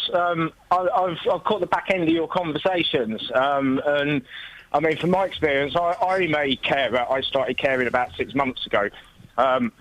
Now, I work for a franchise company. My best mate is terminally ill. He's having the council carers come out to him. Yeah. Now, a couple of weeks ago, he had 4 carers by his bedside. All of them refused to get him out of his bed into his chair. Now, as far as I'm concerned, that's part of a carer's role. The carers refused to? Yes. Why did they refuse? They weren't able to do it. I don't know if they didn't know how to use the hoist. Right, so he had a hoist, because I know there is a health and safety that carers aren't allowed to lift people, but yeah, he had a hoist, did he? He had a hoist. Right. It had never been used, but it was there, and they should have, been told about all this before they went in. They should have been told the situation. But, as far as the soiled sheets go, if me or any of my colleagues were round with a client and the sheets were that bad, we would say to them, the sheets need changing. And I think the problem is, because you don't need a lot of experience to get into caring, I know this because I've been white van man, driving instructor, and sold car parts. That's all of my working history. And then I got into caring. And I think the lack of experience and also the lack of common sense and people's perceptions. Common sense, Kevin. Common sense is I think, such a massive thing that's missed. And don't get me wrong, OK? I'm not knocking all carers. There are some amazing people out there that do incredible work, horrible things they have to deal with, and they get on with it and they do a little bit more. But you're right. Common sense seems to be lacking from a lot of these people. Yes, and the ability to understand what the word caring means, I think, is someone's problem. Kevin, I appreciate your perspective on this. Now, last week, we had a swear box. A little bit of a swear box. Kelly Betts did least swears. I came third. Catherine has got a very, very potty mouth. Justin Dealey wiped the floor with us. Man alive. He'd make a nun cry. We raised... How much did we make in the end, Catherine? $27.50, although I think Justin may owe more. Yeah, we're being generous. $27.50. OK. In 3 days, that's quite That's not bad going. We were going to give it to Tourette's Action. Tourette's Society. And someone, I think it was Sarah, who rightly brought us up and said, listen, the swearing is not... Tourette's doesn't just mean you swear. It's not the only symptom. It's only about 10%, I think, of people with Tourette's have the swearing thing. OK? And we're like, well, is it appropriate to give it to Tourette's Action? We just kind of decided it was. You've been speaking to Tourette's Action, haven't you, Catherine? And sort of asking them whether or not, saying we're not trying to take the mickey. It's not been a joke. It's not been a joke at all. But we just wondered whether you'd accept the money. Yeah. She made the same point that Sarah did, which is that not many people with Tourette's actually do the swearing tick. But she'd come on and talk to us about it, but she's not there. Well, maybe something's come up. Is she going to take the money or not? She didn't say. She said she was reticent. They don't normally do swear boxes, apparently. Oh, really? But it is $27.50, which is not to be sniffed at. I tell you what. Let's give her a call in the day. See what she says. Okay. If she doesn't accept it, I'll be disappointed. But I can sort of understand their point. But we haven't. If we've been making light of Tourette's all week, I would totally understand her point. But we haven't been. But okay, if that's their principle. If not, then we'll. Do you remember in the playground where you'd have a penny scramble? Do you ever do a penny scramble? No. Where someone would get a penny, go, scramble! And they would love it. And all the kids would go, whoa, yeah, penny scramble! And they would try and get the penny. Do you never used to do that? No. Oh, it was awesome. We used to have some naughty boys who used to glue it to the floor and watch people try to pick it up. Well, why don't we have a £27.50 scramble tomorrow where we will chuck it out and if a charity phones up and wants it, and we'll check that it's legitimate. It's not just, Steve in Bedford who wants to buy some tabs or something, or the lads that want to go out on the lash. We'll check it's a legitimate charity. Maybe first one that phones up or something tomorrow can have it. That sounds like a good shout. How's about that? OK, right, we'll see what happens. 08459 455 555. Emrys is in Aylesbury. Morning, Emrys.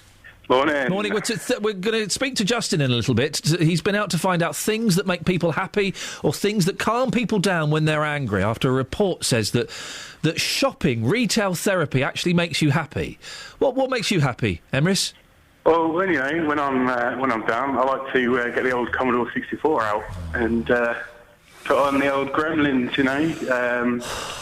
typing-based game. But it's really fun. No, it's really good. That and the open at home with the Pong. Oh, why are you phoning up with this retro porn? You speak on my language, my friend. You speak on my language.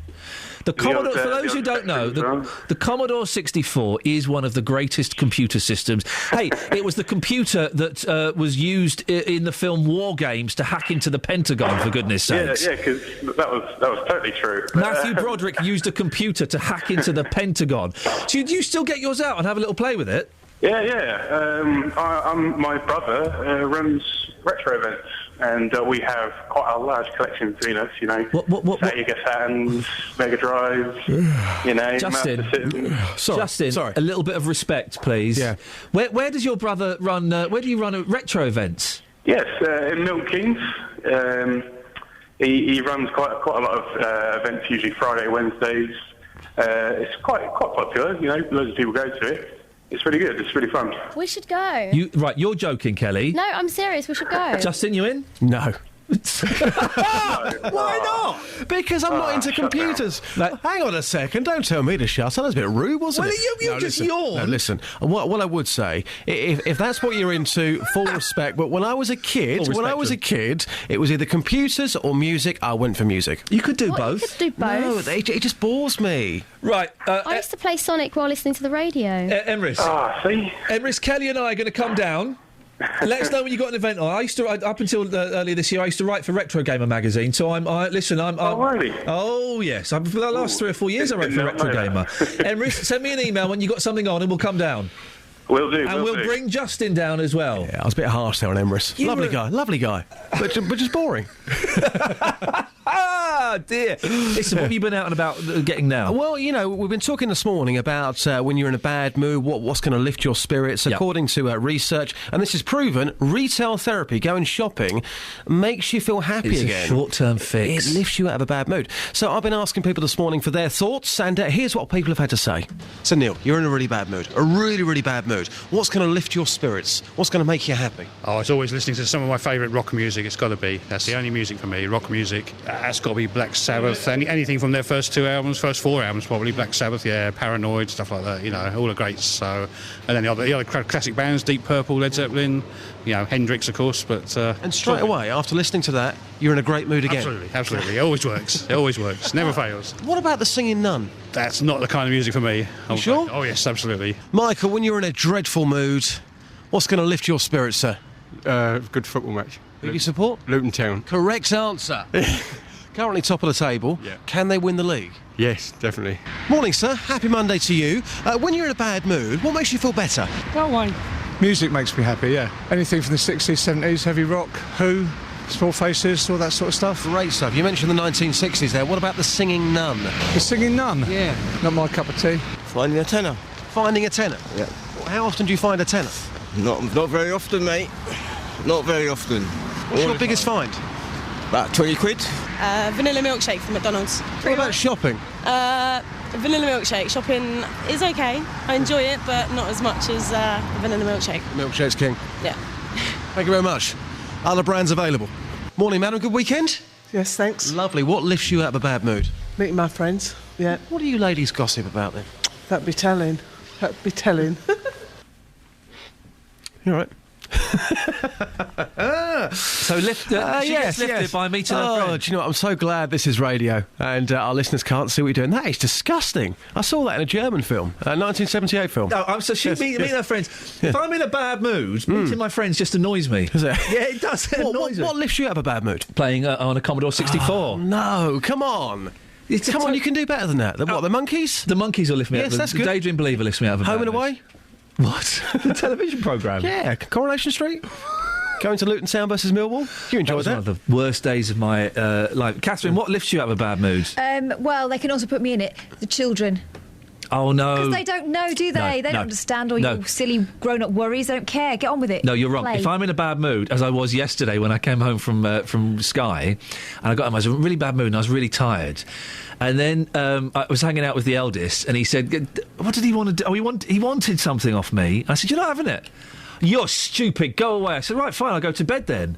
And then I got into bed, and then he started jumping on the bed and made the mood worse. That's what I'm saying. And what got you out of that?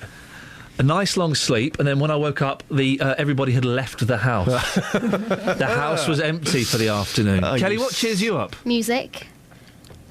Seriously, even a sad song makes you feel happy. Just love it. What about Singing Nun? Not the Singing Nun. People weren't liking that. Is that signed or unsigned, that music? What, the Singing Nun? No. We know the You Singing Nun. played the Singing Nun. I did.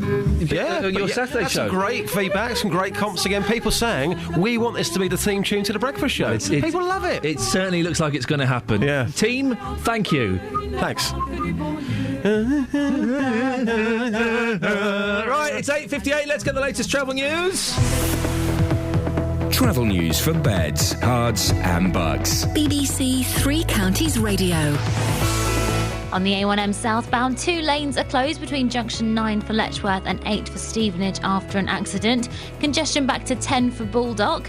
And the M25 anti-clockwise, a lane is closed on the exit slip road at junction 22 for St Albans because a vehicle's broken down. And the M1 northbound looking slow between the Milton Keynes junctions, that's 13 and 14. On public transport, First Capital Connect and East Midlands trains have delays of up to 20 minutes possible between Bedford and St Pancras after a signalling problem. I'm Alice Glossop, BBC Three Counties Radio. Alice, thank you very much. Well, that's it. That's your lot. There was a new podcast. It was put up on Friday. It's a cracker, last week's. Do go and get it from the BBC Three Counties website or by going to iTunes. Quickly, Lisa called in to say that exercise cheers her up. You are... what a weirdo. JVS up next. Back tomorrow at 6. Ta-ta.